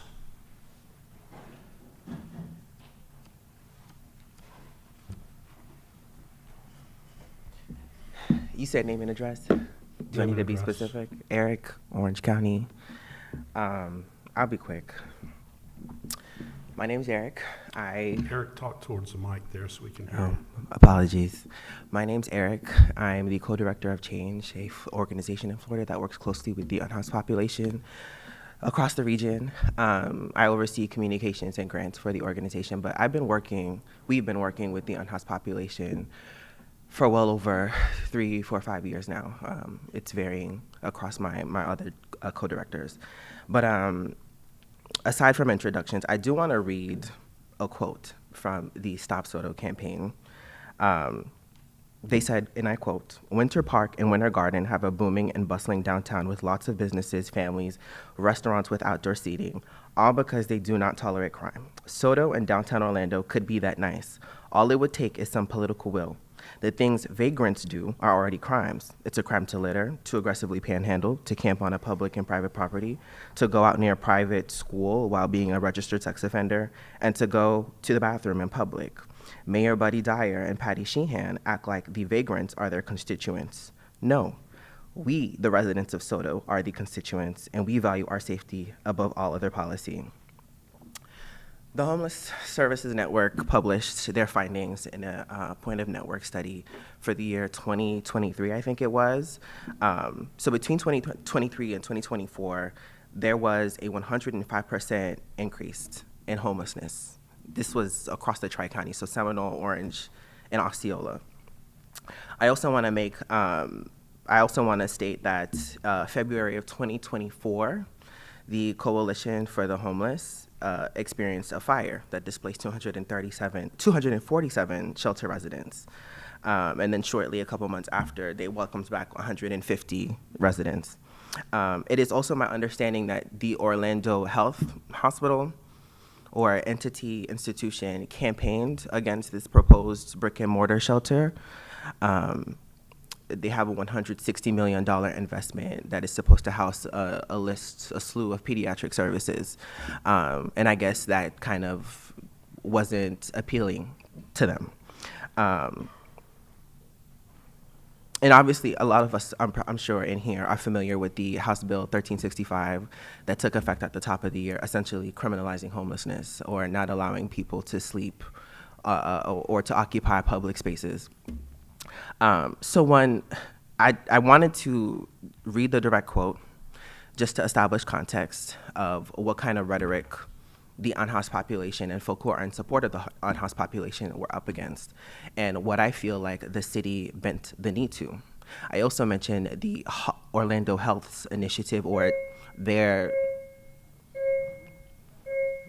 That's it on your time. Thank you. Okay.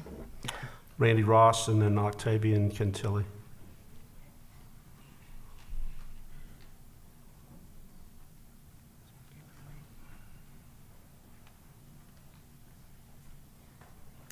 Thank you, Mayor and Council. I've had the pleasure over the last 32 years to work with some of you on different projects.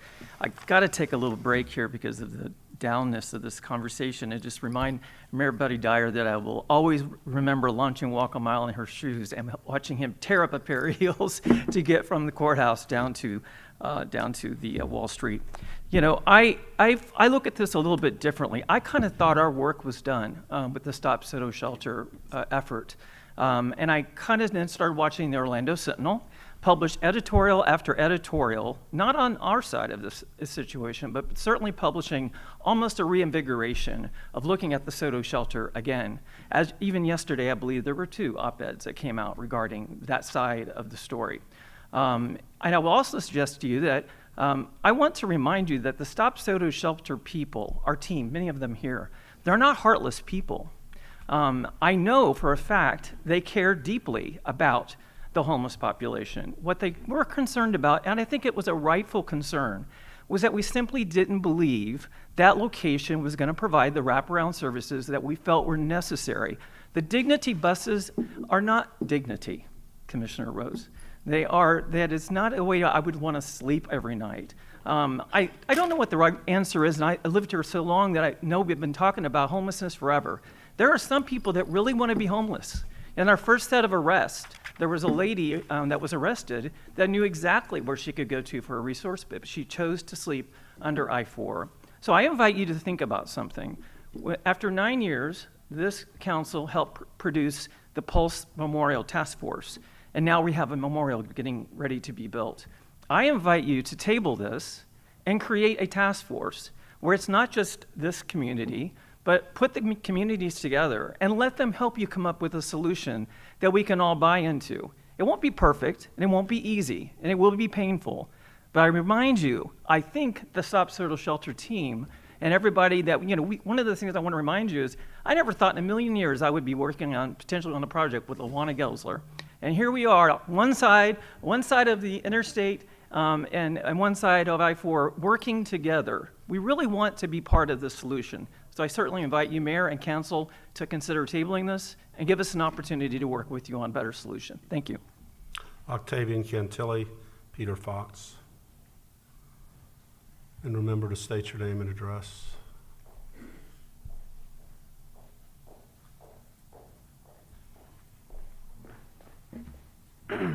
Octavian Cantilli, 443 Page Street, 32806.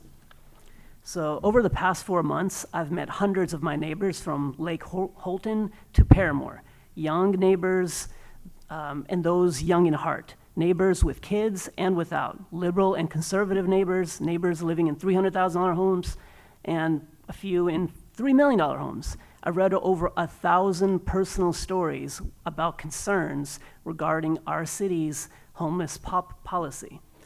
I also remember reading how the city's senior advisor on homelessness acknowledged how the best ideas sometimes come out during community engagement. However, over the past 4 months, only Commissioner Ortiz has made time to engage with our communities in a productive manner, and the city hasn't hosted a single homeless policy event.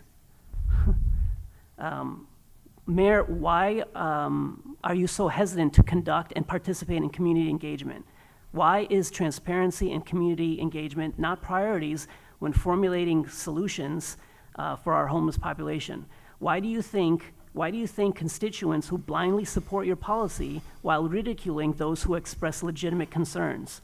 Why is this unpopular policy up for vote without having a detailed answer to many of your constituents' concerns? You know very well that this new state law banning camping is not new. The truth is Orlando has had an ordinance against camping since 1980, which has been enforced under your watch. 14 years ago, a homeless man sued the city of Orlando for enforcing its camping ban ordinance, and the city litigated the enforcement of this ordinance all the way to the 11th Circuit Court of Appeals, which ruled that the law was constitutional in 2021.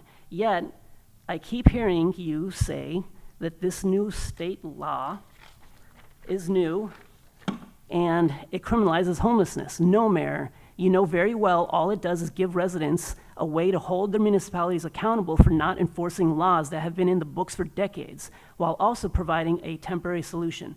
Instead of an ultra-expensive disaster bus idea, why don't you explore the truly bold idea of opening, for example, micro-shelters dispersed among all municipalities, approved all at the same time?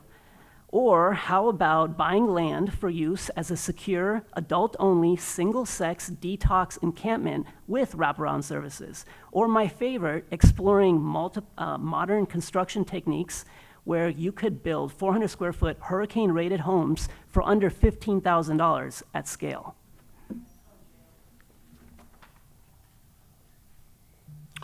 The short answer would be that you've come to this issue in the last 3 months. You've never once thought about it prior to us looking at that Cayley site. I've been at this for 20 years. The first task force I set up, speaking of task forces, was one on homelessness in the city of Orlando. It was chaired by Commissioner Stewart and my then wife's wife, who is deceased now. That led to a task force that was more regional in nature, which led to the Central Florida Commission on homelessness. So we have been at this work for a long time. It's not easy. I appreciate you now paying attention to this work in the last 3 months. But if you are serious about this, you could have been on this truck for a lot longer time than that. Thank you for your ideas.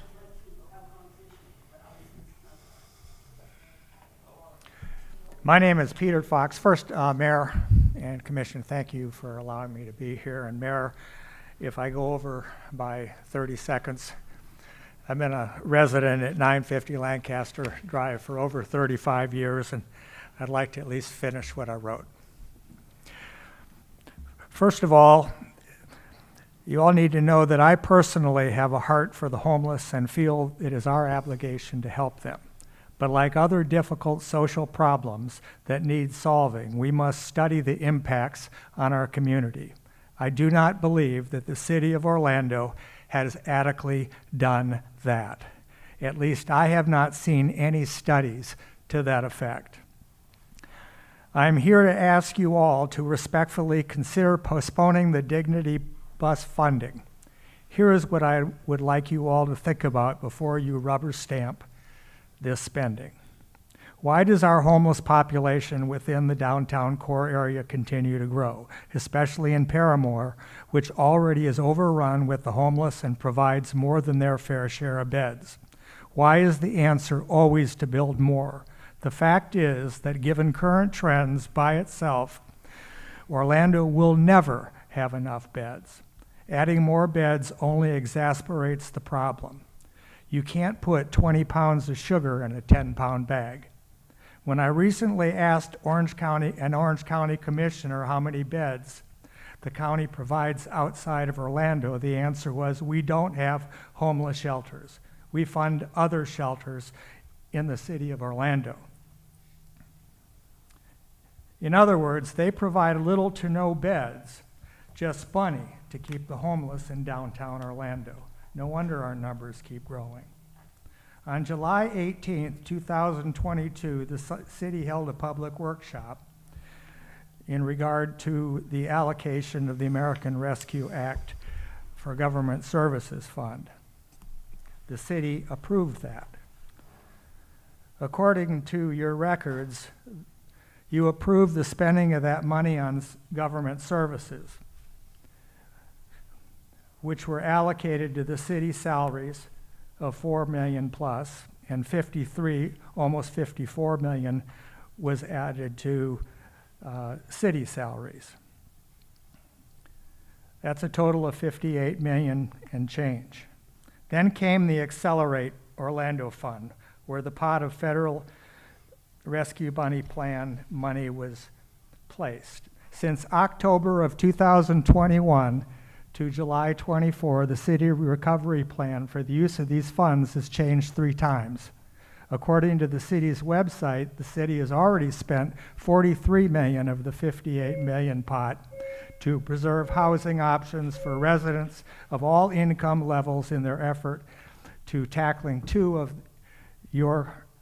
Orlando's most daunting challenges, homeless and affordable housing. Now today, on your consent agenda, you want to approve another $3,400,000. Here's what you all might consider doing. Postpone the decision until you have done a new study, not on the cost of things, but the suitability of adding more homeless beds in the city of Orlando to better understand the effects on our neighborhoods and our businesses, especially in Paramore, an area that is already feeling the negative impacts of housing too many of the homeless. Meet with Orange County. Meet with Orange County officials and find a long-term solution, not a Band-Aid. Share the results of those meetings with us. Orange County has more money and more land than we do. And most importantly, currently they are not materially helping us with the nightly unhoused homeless that wander our streets and neighborhoods. Find better locations other than within the city limits of Orlando. Be the leaders that your constituents count on. Remember that Orlando is the city beautiful, and our strength is not only in how we treat others, including the homeless, but also in the safety and sanctity of our neighborhoods.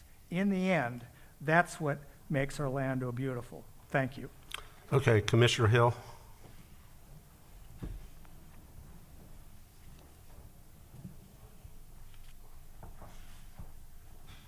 Thank you, and good afternoon, Mayor and Commission. I'm not saying I'm not in support of this initiative. Actually, Mayor and Council, this initiative was birthed in my office.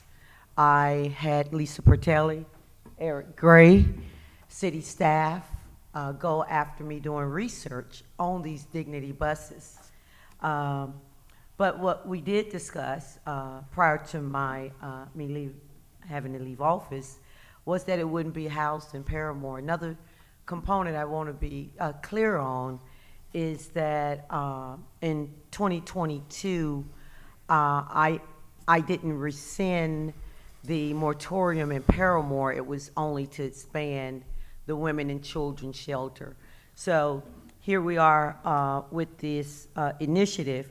My ask today, Mayor and Council, is that we do consider not housing the buses in the Paramore area. As you know, we have about 6 other shelters there. It's heavily concentrated with homelessness. What I saw was a dissension because of the concentration of homelessness, businesses going out of business.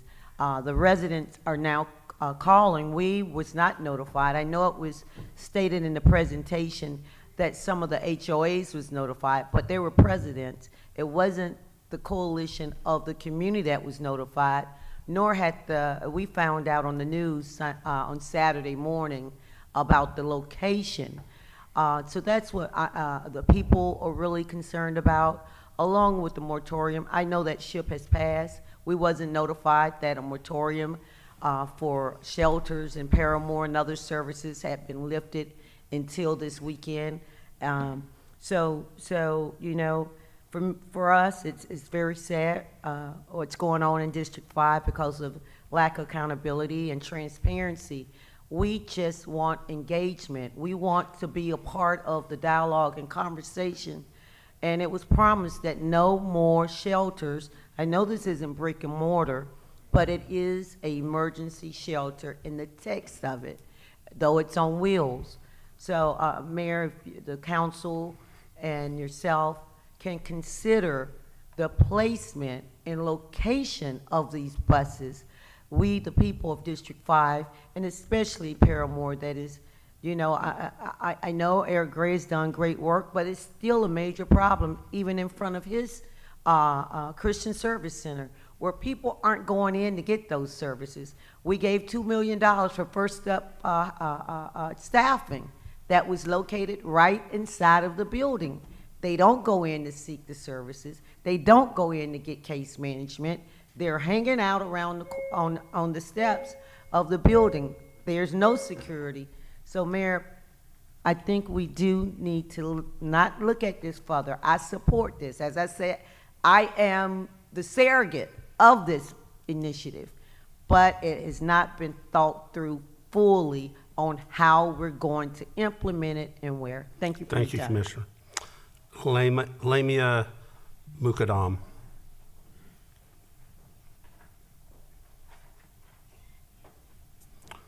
You can pronounce your name better than I did, I think, probably. Absolutely, yeah. So my name is Lamia Mokaddam. I am also a co-founder of Change Harm Reduction. We are the first queer trans BIPOC harm reduction organization in the state of Florida. And I do just want to quickly say before I get into this that a lot of you do know me from various disruptions and for the fight for a free Palestine.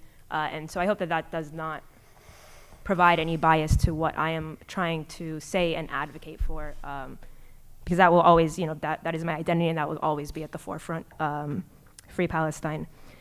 But I want to talk about also my work in community, because a lot of times all you all see me as is the person yelling on the mic. But I have been serving at Christian Service Center for the past 4 years via HIV testing. When I worked for the LGBT Plus Center Orlando, I was the outreach manager.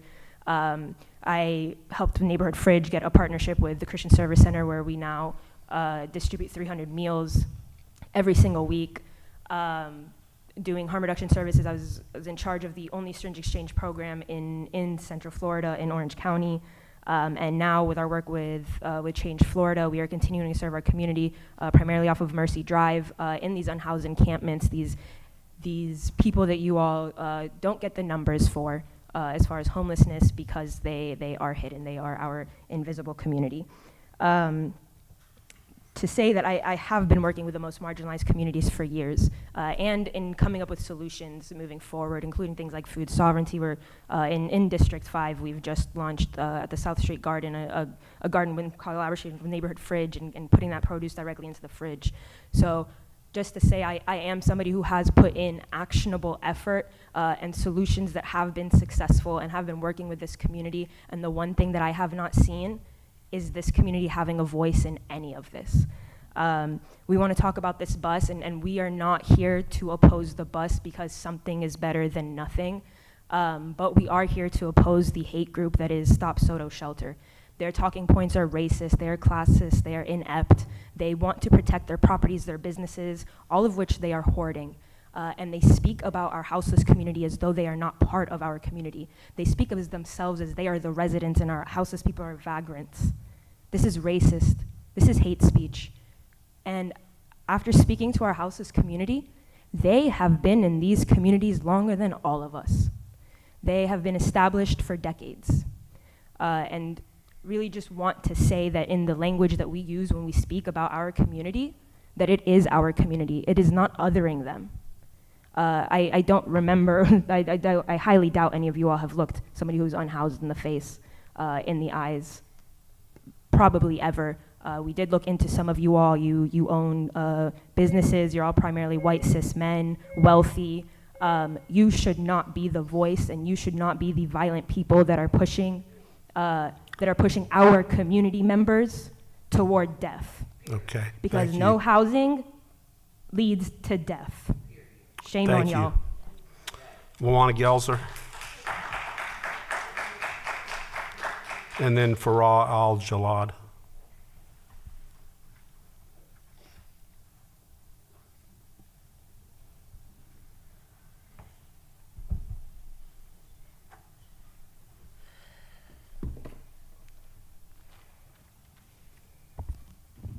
Lawana Gelser, 815 Hill Street.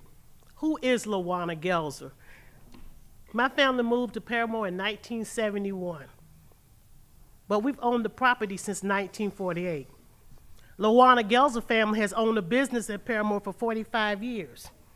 Lawana Gelser family was not just business owners, but Lawana Gelser has found a way to get federal funds from HRSA, CDC, the National Council of Agents, and even the EPA. Lawana Gelser moved back to Paramore about 2.5 years ago. Lawana Gelser can't serve on any committees for the city or anybody else. So the voice of Paramore has not been heard. Those are just some of my qualifications. So you had a meeting on February the 11th, but what you failed to say about the Paramore Council is only 4 members of that council reside in Paramore. And I was here February 10th fighting against a 6-story facility for children, women and children. I didn't say we didn't need it, I just said Paramore has been burdened. Most of the people that fought for the policies have moved on to glory, including my mother and my father. You have rescinded it every time you wanted to do something in Paramore. So why am I here? If you build it right, it will work. You're not building it right. You don't know the impact. And I've come here and said I've had to add actual cameras, security, and everything to make sure I'm safe in Paramore. A feasibility study? You don't know how to do one, evidently. Because feasibility will show you that you're building the wrong things. We've given you solutions over and over again. But this right here, you did exactly what you always do. You didn't include the community because you didn't want to hear what we had to say. Sometimes difficult conversations come up with the best plans. That's all I've ever come to this council and said. Include us in. We know what's best for us. We're not against you, but stop thinking you know what's best for us. So if that's the case, stop charging me property taxes, because you won't fix my roads, you won't do a whole lot of things. But in the end, I just want to say to everybody, this is bad. But one thing a lot of people fail to understand about Paramore, 1.4 square miles, 33% is owned by the city of Orlando. When I was in Selma, I went to 10 modular homes under $100,000 to be built. There are solutions, but sometimes you got the wrong people at the table. That's why we've created our table. And we invite you to come and meet with us regularly, because we have solutions. We're not bitter. We're just fed up with the process and how we've been treated over the years. So I've been coming for over 20-something years to talk about what's going on in my community, because I care and I believe in the people. Thank you. Farah Al-Jalad. Farah Al-Jalad. Rich Black, and then Elizabeth Rainier.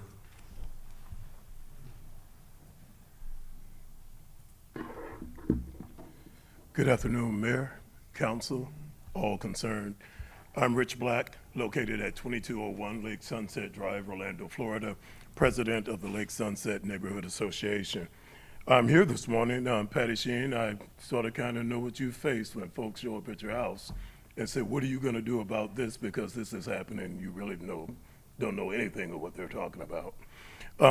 I'm faced with a situation that the buses, I know Eric, I know our commissioner, Shan Rose, no one has brought this to the community. So what happens when that doesn't take place? People start filling in the void. Other individuals start hijacking the process, and negative information is set out. What we would like to do, and what I've been asked to do as the president of Lake Sunset, is ask that this be put on hold until we have a meeting with the HOAs in West Lakes and in District 5, that we can talk about how the buses would work, the impact, and what we can really bring together to deal with the issue of the homeless population in District 5. I've never in my life, Mayor, thought that I would agree with Lawana Gelzer, but I will agree today that there needs to be a conversation.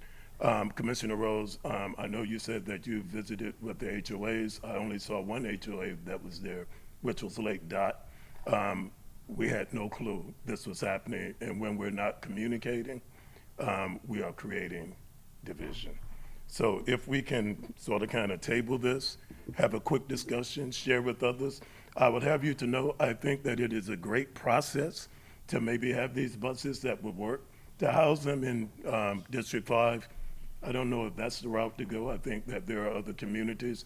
If perception is reality, it's perceived in the community that if things didn't work in Soto, so we're back to the drawing board with District 5.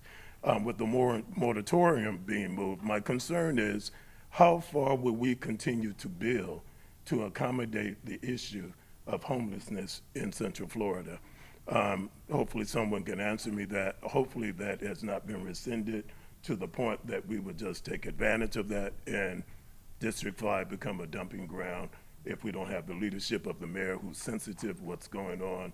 New leadership, administration comes about, and they take advantage of the situation. So we're very concerned as homeowners, as business owners.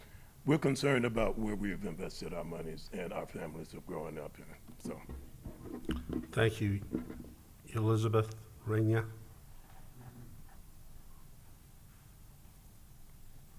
Followed by Tracy Anderson.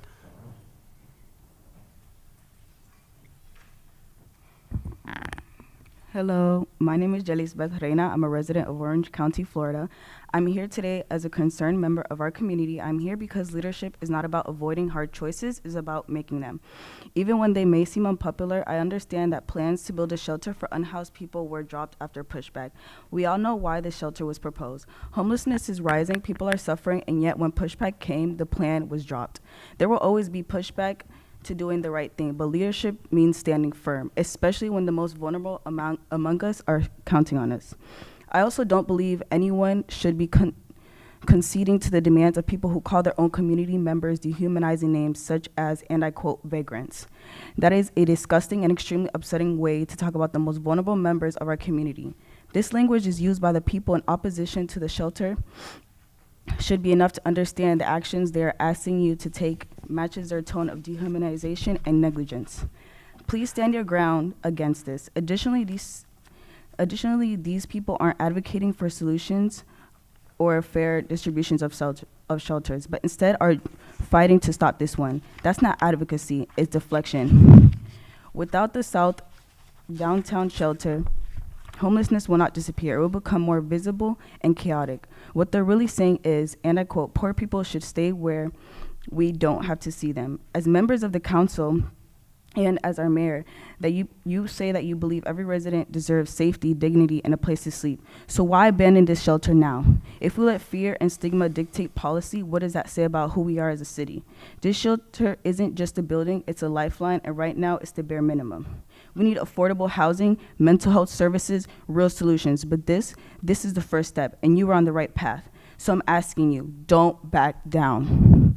Revisit this decision. Show the courage your title demands. History doesn't remember leaders who folded under pressure. It remembers those who stood firm when it mattered.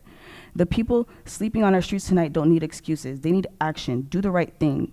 Recommit to the shelter plan, and with it, rebuild hope. Thank you. Thank you. Tracy Anderson, Rashawn Moore, Chelsea Cantilli.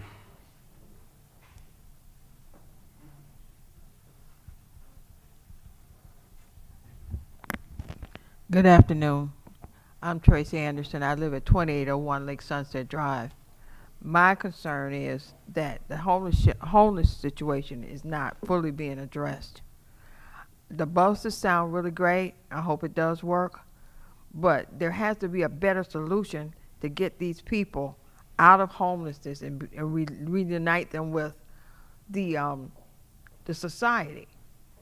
I want to see these people get a real chance, a real shot. The bus, again, I say the bus sounds good, and I agree with LaWanna. I also agree with Rich and Regina as well. But the problem is that the community is not being engaged. They're not being told what's going on. We all have solutions that might be helpful if we could sit down at a table at some point and talk about what's really going on and how this can help each other. The homeless people should also have a representative that talks about what's going on with them as a homeless. I've never been homeless, so I don't know what that's like. But it has to be a solution that works for everybody. Because if it don't work for anybody, it's not going to work for everybody. It's not going to work for anybody. So please, when you decide to do these things, look at everything that's on the table. The people that's going to be affected, the homeless people that are still trying to figure out where they're going to sleep tonight, or where they're going to get something to eat because they're out there. I've been out with some friends of mine to take out soup and pass out sandwiches to people. And this homeless situation is bad. And we really, really, really got to do something about it. If we don't, it's going to destroy us all.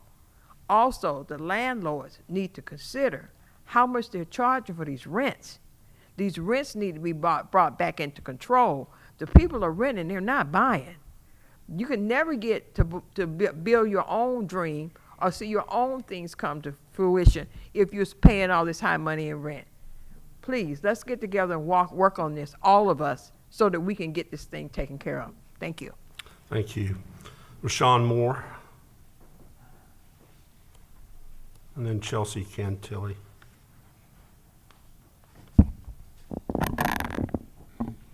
Good afternoon, Mayor and the commissioners. So glad to be here. I just wanted to, I wrote something here, but I'm going to kind of go off strip right now. I just want y'all to know that I have personally experienced homelessness. So I'm not here today to go against homelessness. I want you guys to also know that I wear 3 hats today. I am the president of McFall Neighborhood Association. I also sit on the board at the Christian Service Center, and I am also an advocate for the homeless. So I want you to know I know homeless people, and I know them by name. And I want you to know this is not about the homeless people. This is about having the bus inside of the Paramore District added to the community without the input of the community. So I want to say to Commissioner Rose, it is very important. We had a task force before as Mayor stated. And that task force was very, it was great because it allowed everyone in the community to, the leaders in the community especially, to come together and talk about what it is that we're trying to do in our homeless community. And I just ask that you actually start that task force back up, as well as make sure the community has an input in what's going on in our community, because they heard this stuff on the news, and so they gave calls, people start talking and stuff like that. So I am not opposed to the bus. I think it's a great thing, but the community has spoken, McFall residents have spoken. We don't want it to reside just in Paramore. We have other districts that are represented here, commissioners, that bus can go sit in your communities. We want to see that Orange County also takes responsibility in this. We want it to be community, county, and the commissioners that sit and help us to get a resolution. So that's all I'm going to say. I didn't go off of this, but I just want to thank you guys.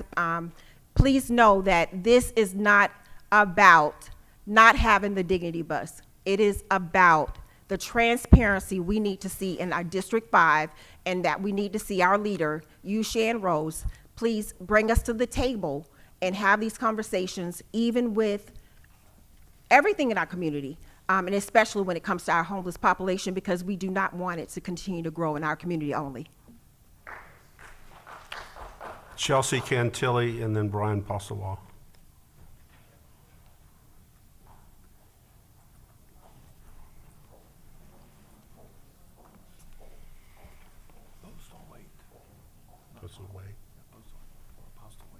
Chelsea Cantilli, 443 Page Street. Roman playwright Terence said, "Nothing human is alien to me." And there's nothing dehumanizing about talking about normal, unfortunately, all across the globe, all across history, human behavior such as crime. You can be a violent felon, unfit to be around children, and still be human. Excuse me, if I'm going to be heckled, I like more time. I Hold appreciate on. you spending your time Hey, to quote me. everybody was respectful when you had your opportunity. Okay? Okay, just chill. Could I please have my time back? All right, everybody be respectful of everybody else. Okay. Thank you. You can have your 3 minutes. Thank you, sir. In 32806 and 32801, 28% of registered sex offenders have addresses listed as transient or temporary. And I counted those numbers myself, and I urge everyone to check my work, go on the sex offenders registry and count them. In addition, I understand Mr. Gray says that most unhoused people recently resided in Orange County, but if you look them up, you can see where they were sentenced for their felonies, for offenses, for example, for children under age 12. I only counted 2 that were sentenced in Orange County. All the rest come from the rest of America, other places in Florida. They come here because we have good weather and we have very generous homeless services. Now, to pick on Winter Park specifically because they recently received a grant to combat homelessness, and they're using it to fund 2 full-time police officers to, quote, lend a ride to local facilities. And on their homeless services website, the facilities with beds listed are all in downtown Orlando. So their grant is to put people in the back of police cruisers, drive them to my neighborhood, and drop them off. That's not fair. We have more than done our share. We would like to ask for this mayor and this council to protect us and take a stand and push back for the entire Tri-County area, leeching off of our homeless services, picking everybody up and bringing them so that then they can spend their tax money on their, gifted programs in their schools and their roads, and leave us to mop everything up. We don't mind taking care of our people, but if you continue opening up more services, then everybody else is going to do nothing. But if you push back and protect us, like a medieval baron protecting his village from invaders, you should protect us. I mean it. We deserve to spend our tax money on our people, not on everybody else in the Tri-County area. So we don't want this bus. We want to put a stop to this and say, we've done enough, we've done more than enough, let someone else pick up their share. And when someone from Kissimmee, Maitland, Winter Park, Winter Garden, Lake Nona tries to drive their homeless people and drop them off here so they can forget about them, we would like to see some pushback. Thank you very much. Brian?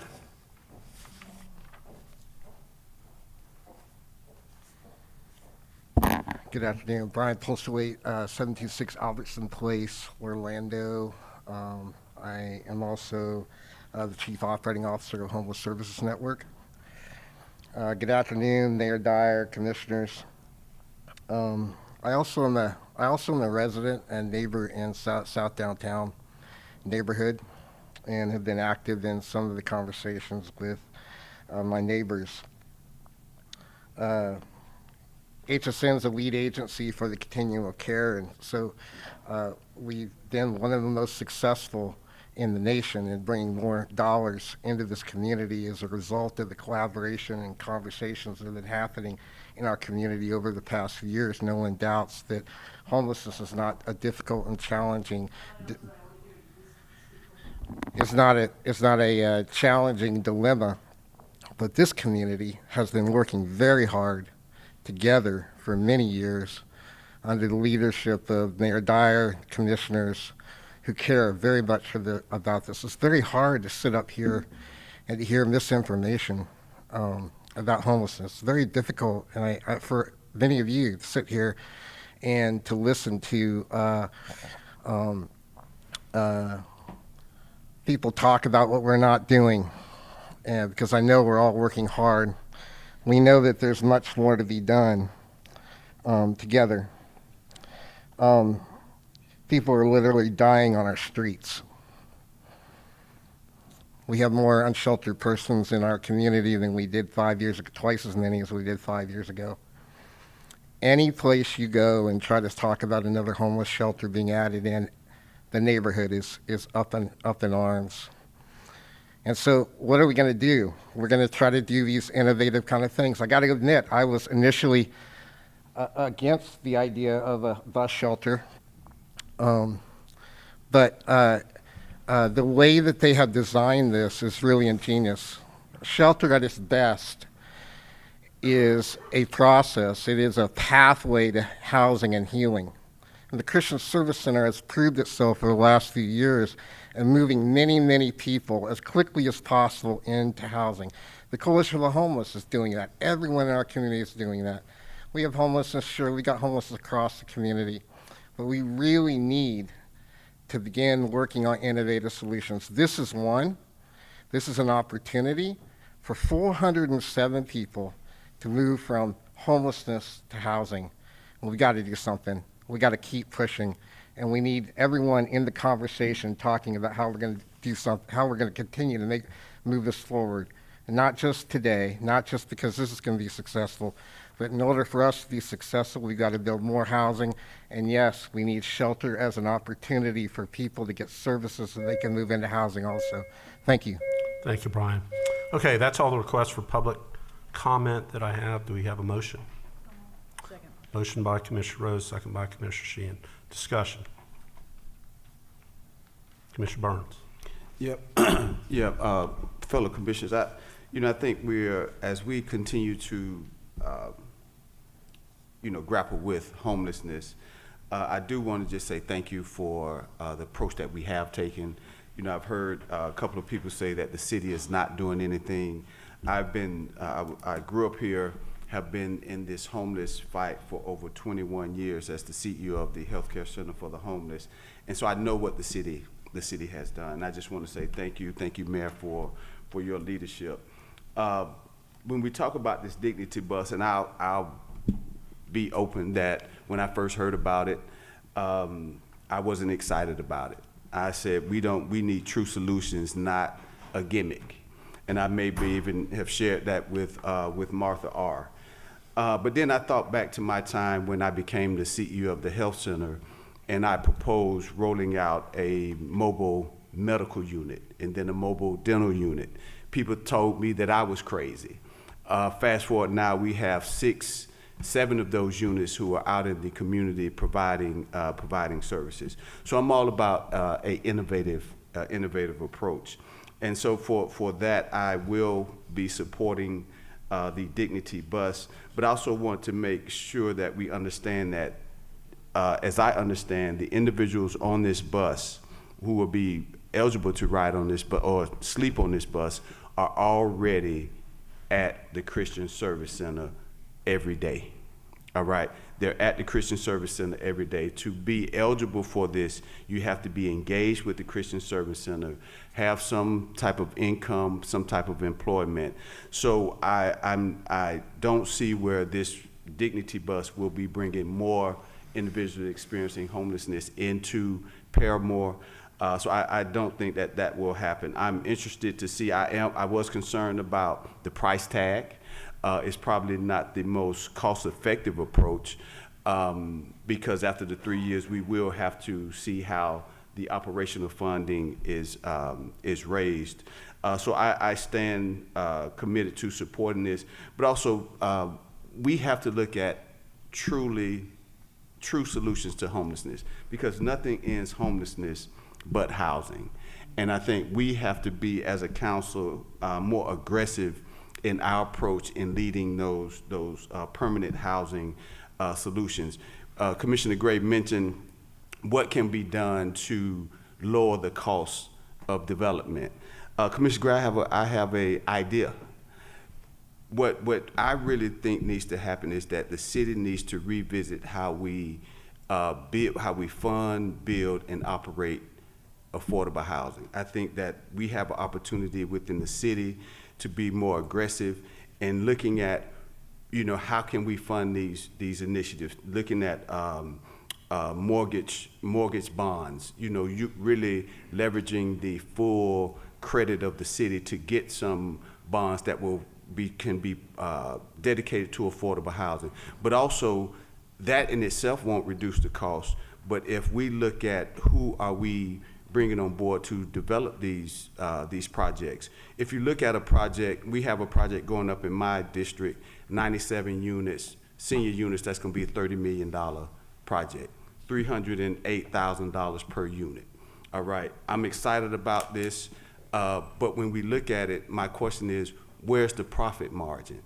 It's probably roughly up to a 20-25% profit margin that goes into that. So what the city could do, we could hire a GC to coordinate the development of these types of properties, so then that we won't be tasked with that 20% profit. It's not about making a profit, but about making sure that we have a solution in our community. So those are some, just to answer your question, Commissioner Gray, some of the ideas, and I think that's what we need to start looking at, because if I look at the $58 million that we received for Accelerate Orlando through the American Rescue Plan, we've committed 23 million of those, 40% of that. Right now we have 34 million or 60% still left to be allocated. And I think we need to truly be strategic in how we plan to use those additional 34 million. And can we leverage that 34 million with some bonds or with something that will give us the resources that we need to truly build housing that's truly affordable for our community. So I think that's what we need to do, because if we continue to, we're going to have some projects that will continue to come before us, and we will be considering them. But I think we need to have a coordinated, strategic approach to how do we leverage this 34 million that's still left with all the other leveraging opportunities that we have within the city. And so that, again, I will be supporting this project and look forward to continue to work on homelessness together. Thank you, Commissioner. Commissioner Rose. So I've heard from everyone in the audience. I will be meeting with staff to consider how do we revamp the homeless task force. And so we will reach out. If you all do not, please email my office and we will work on creating a task force and allowing you all a seat at the table so that we can talk about this comprehensively. I would like for us, while we're talking about affordable housing, and Commissioner Burns brought it up, there are 4 other districts in this city that we need to explore how do we build affordable housing within those communities. We continue to build in 5 and 6, and so homelessness and low income is not just in District 5. So I want us, as we're talking about solutions and opportunities, when we're exploring, to say that what else can be built in other communities. People are all over this city, and they're having homeless issues. I also would like for us to look at, I know that the county is doing a utilization study. I would like for us to review that as a city council to see what facilities and buildings are within the city limits that we can look at and we could collaboratively work on to address homelessness and housing outside of District 5. So again, thank you. Anybody else? So I will invite the county and any of the other municipalities to join us in addressing the issue of homelessness. I'd be very happy to have some of them do that. However, Orlando is a compassionate city, and we're not going to wait on them. If stuff needs to be done, we're always the point of the spear, and we're not going to stop doing that. If there are people that need to be helped, if the county's not going to help us help them, we'll do it ourselves. So the argument that we should pressure them into doing something, we shouldn't do anything else.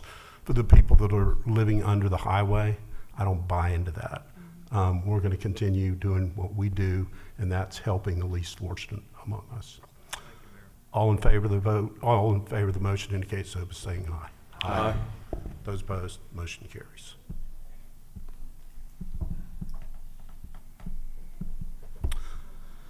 Okay, let's recess the city council meeting. David, would you like to move to the CRA? Yes, Mayor. Thank you. And those of you who are just for that, we'll take 30 seconds. If there are people that would like to leave the meeting before we start the CRA meeting, you're free to do that.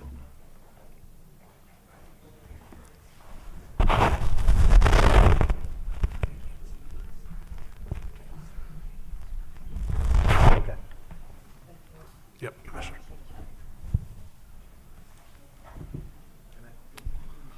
Okay, David, let's start the CRA meeting. Thank you, Mayor. So item 1 under the CRA is an amendment to our focus area map. That's in relation to our DTO retail and restaurant program. As you will remember, in 2023, we created and kind of redefined these programs in order to target more retail as well as restaurants and more recently food halls into downtown Orlando. Our focus areas are those areas where we're also strategically investing with other CRA resources and are really seeking to gain more traction and more excitement for places to people to visit and patronize. The amendment specifically looks to expand our focus area, really going from Magnolia, which is currently eastern boundary, over to Roslyn. As you know, we are currently embarking on significant investments along Lake Eola and then ultimately with the DTO action plan along Roslyn as well. So this would extend those focus areas from the Livingston on the northern side all the way down to Pine Street on the southern side, again, out to Roslyn. It is approximately 25 acres of additional area into that focus area map. Motion by Commissioner Sheehan, second by Commissioner Stewart. Discussion, hearing none, all in favor of the motion indicate so by saying aye. Aye. Those opposed, motion carries. Okay, 4B. So this, Mayor, again, is the funding agreement for the Christian Service Center for this 407 Connect project. This is specifically for the CRA's investment. Again, it is approximately $1 million annually in operating funds for 3 years. And I'm happy to address any additional questions. Motion by Commissioner Rose, second by Commissioner Sheehan. Discussion. Hearing none, all in favor of the motion indicate so by saying aye. Aye. Those opposed, motion carries. David, any further business to come before the CRA? That is all, Mayor. Then we will stand adjourned and we'll reconvene the city council meeting. Okay, that brings us to hearings. Madam Clerk, would you read the hearing related to the special assessment area decorative street lighting project? Final assessment resolution and non-ad valorem assessment rule of the Audubon Place Special Assessment Area Decorative Street Lighting Project.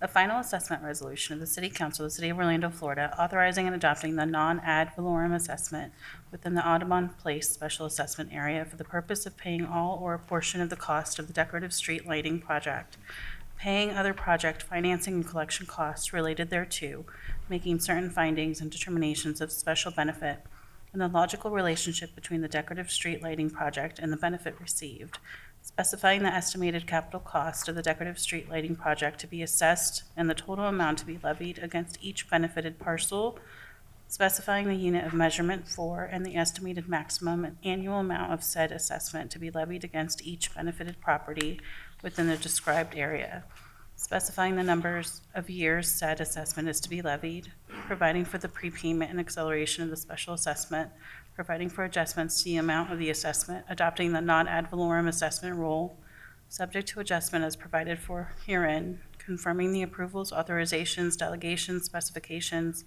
findings, and determinations contained in the initial assessment resolution for the Audubon Place Special Assessment Area, adopted by City Council on February 24th, 2025, stating the effect of the final assessment resolution, providing for certain other actions, authorizations, approvals, and delegations of authority in relation thereto, providing for severability and an effective date. So moved. Okay, on February 24th, 2025, City Council adopted the initial assessment resolution for the Audubon Place Special Assessment Area. The final assessment resolution finally approves and authorizes the levy collection enforcement of a non-ad valorem assessment with the Audubon Place Special Assessment Area. The revenues from such assessment will be used to pay 1/2 of the capital cost of the purchase and installation of decorative streetlights along Audubon Place from Reading to Edgewater Court, and for other financing and collection costs related thereto.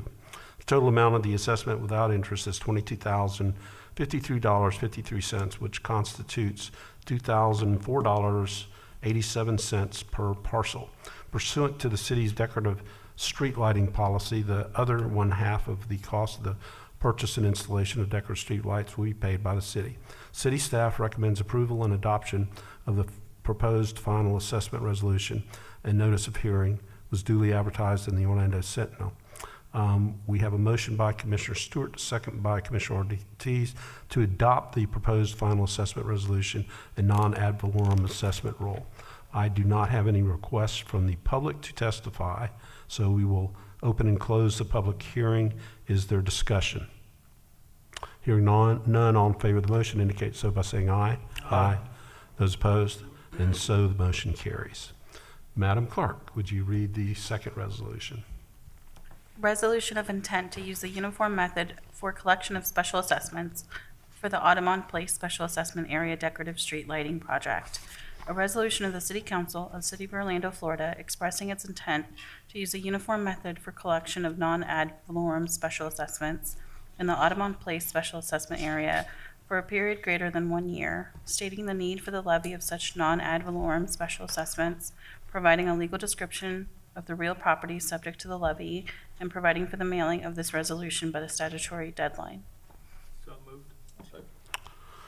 Okay, on February 24th, 2025, the City Council adopted an initial assessment resolution for the imposition of a special assessment upon benefited properties located within the Audubon Place Special Assessment Area from Reading Drive to Edgewater Court for the payment of certain costs associated with decorative street lighting. Pursuant to Section 197.3632 Florida statutes, the city is authorized to have the levy and collection of the non-ad valorem assessment administered by the Orange County property appraiser and tax collector, provided the city meets certain notice requirements and adopts a resolution expressing its intent to use the uniform method of collection for such non-ad valorem assessment.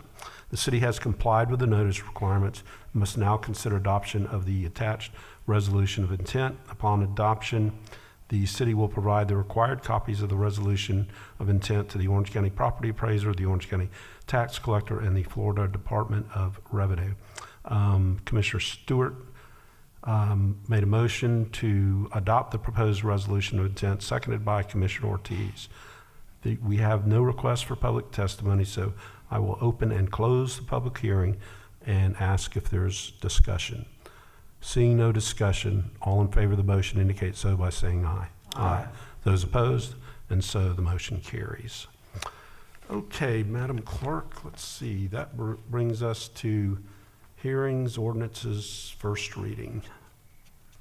Ordinance number 2025-12, an ordinance of the City Council of the City of Orlando, Florida, relating to zoning districts and uses, amending provisions of the Land Development Code to clarify location requirements for freestanding emergency rooms, permitted uses in the public use zoning district, and amending definitions, providing legislative findings, and for severability, codification, correction of scrivener's error, and an effective date.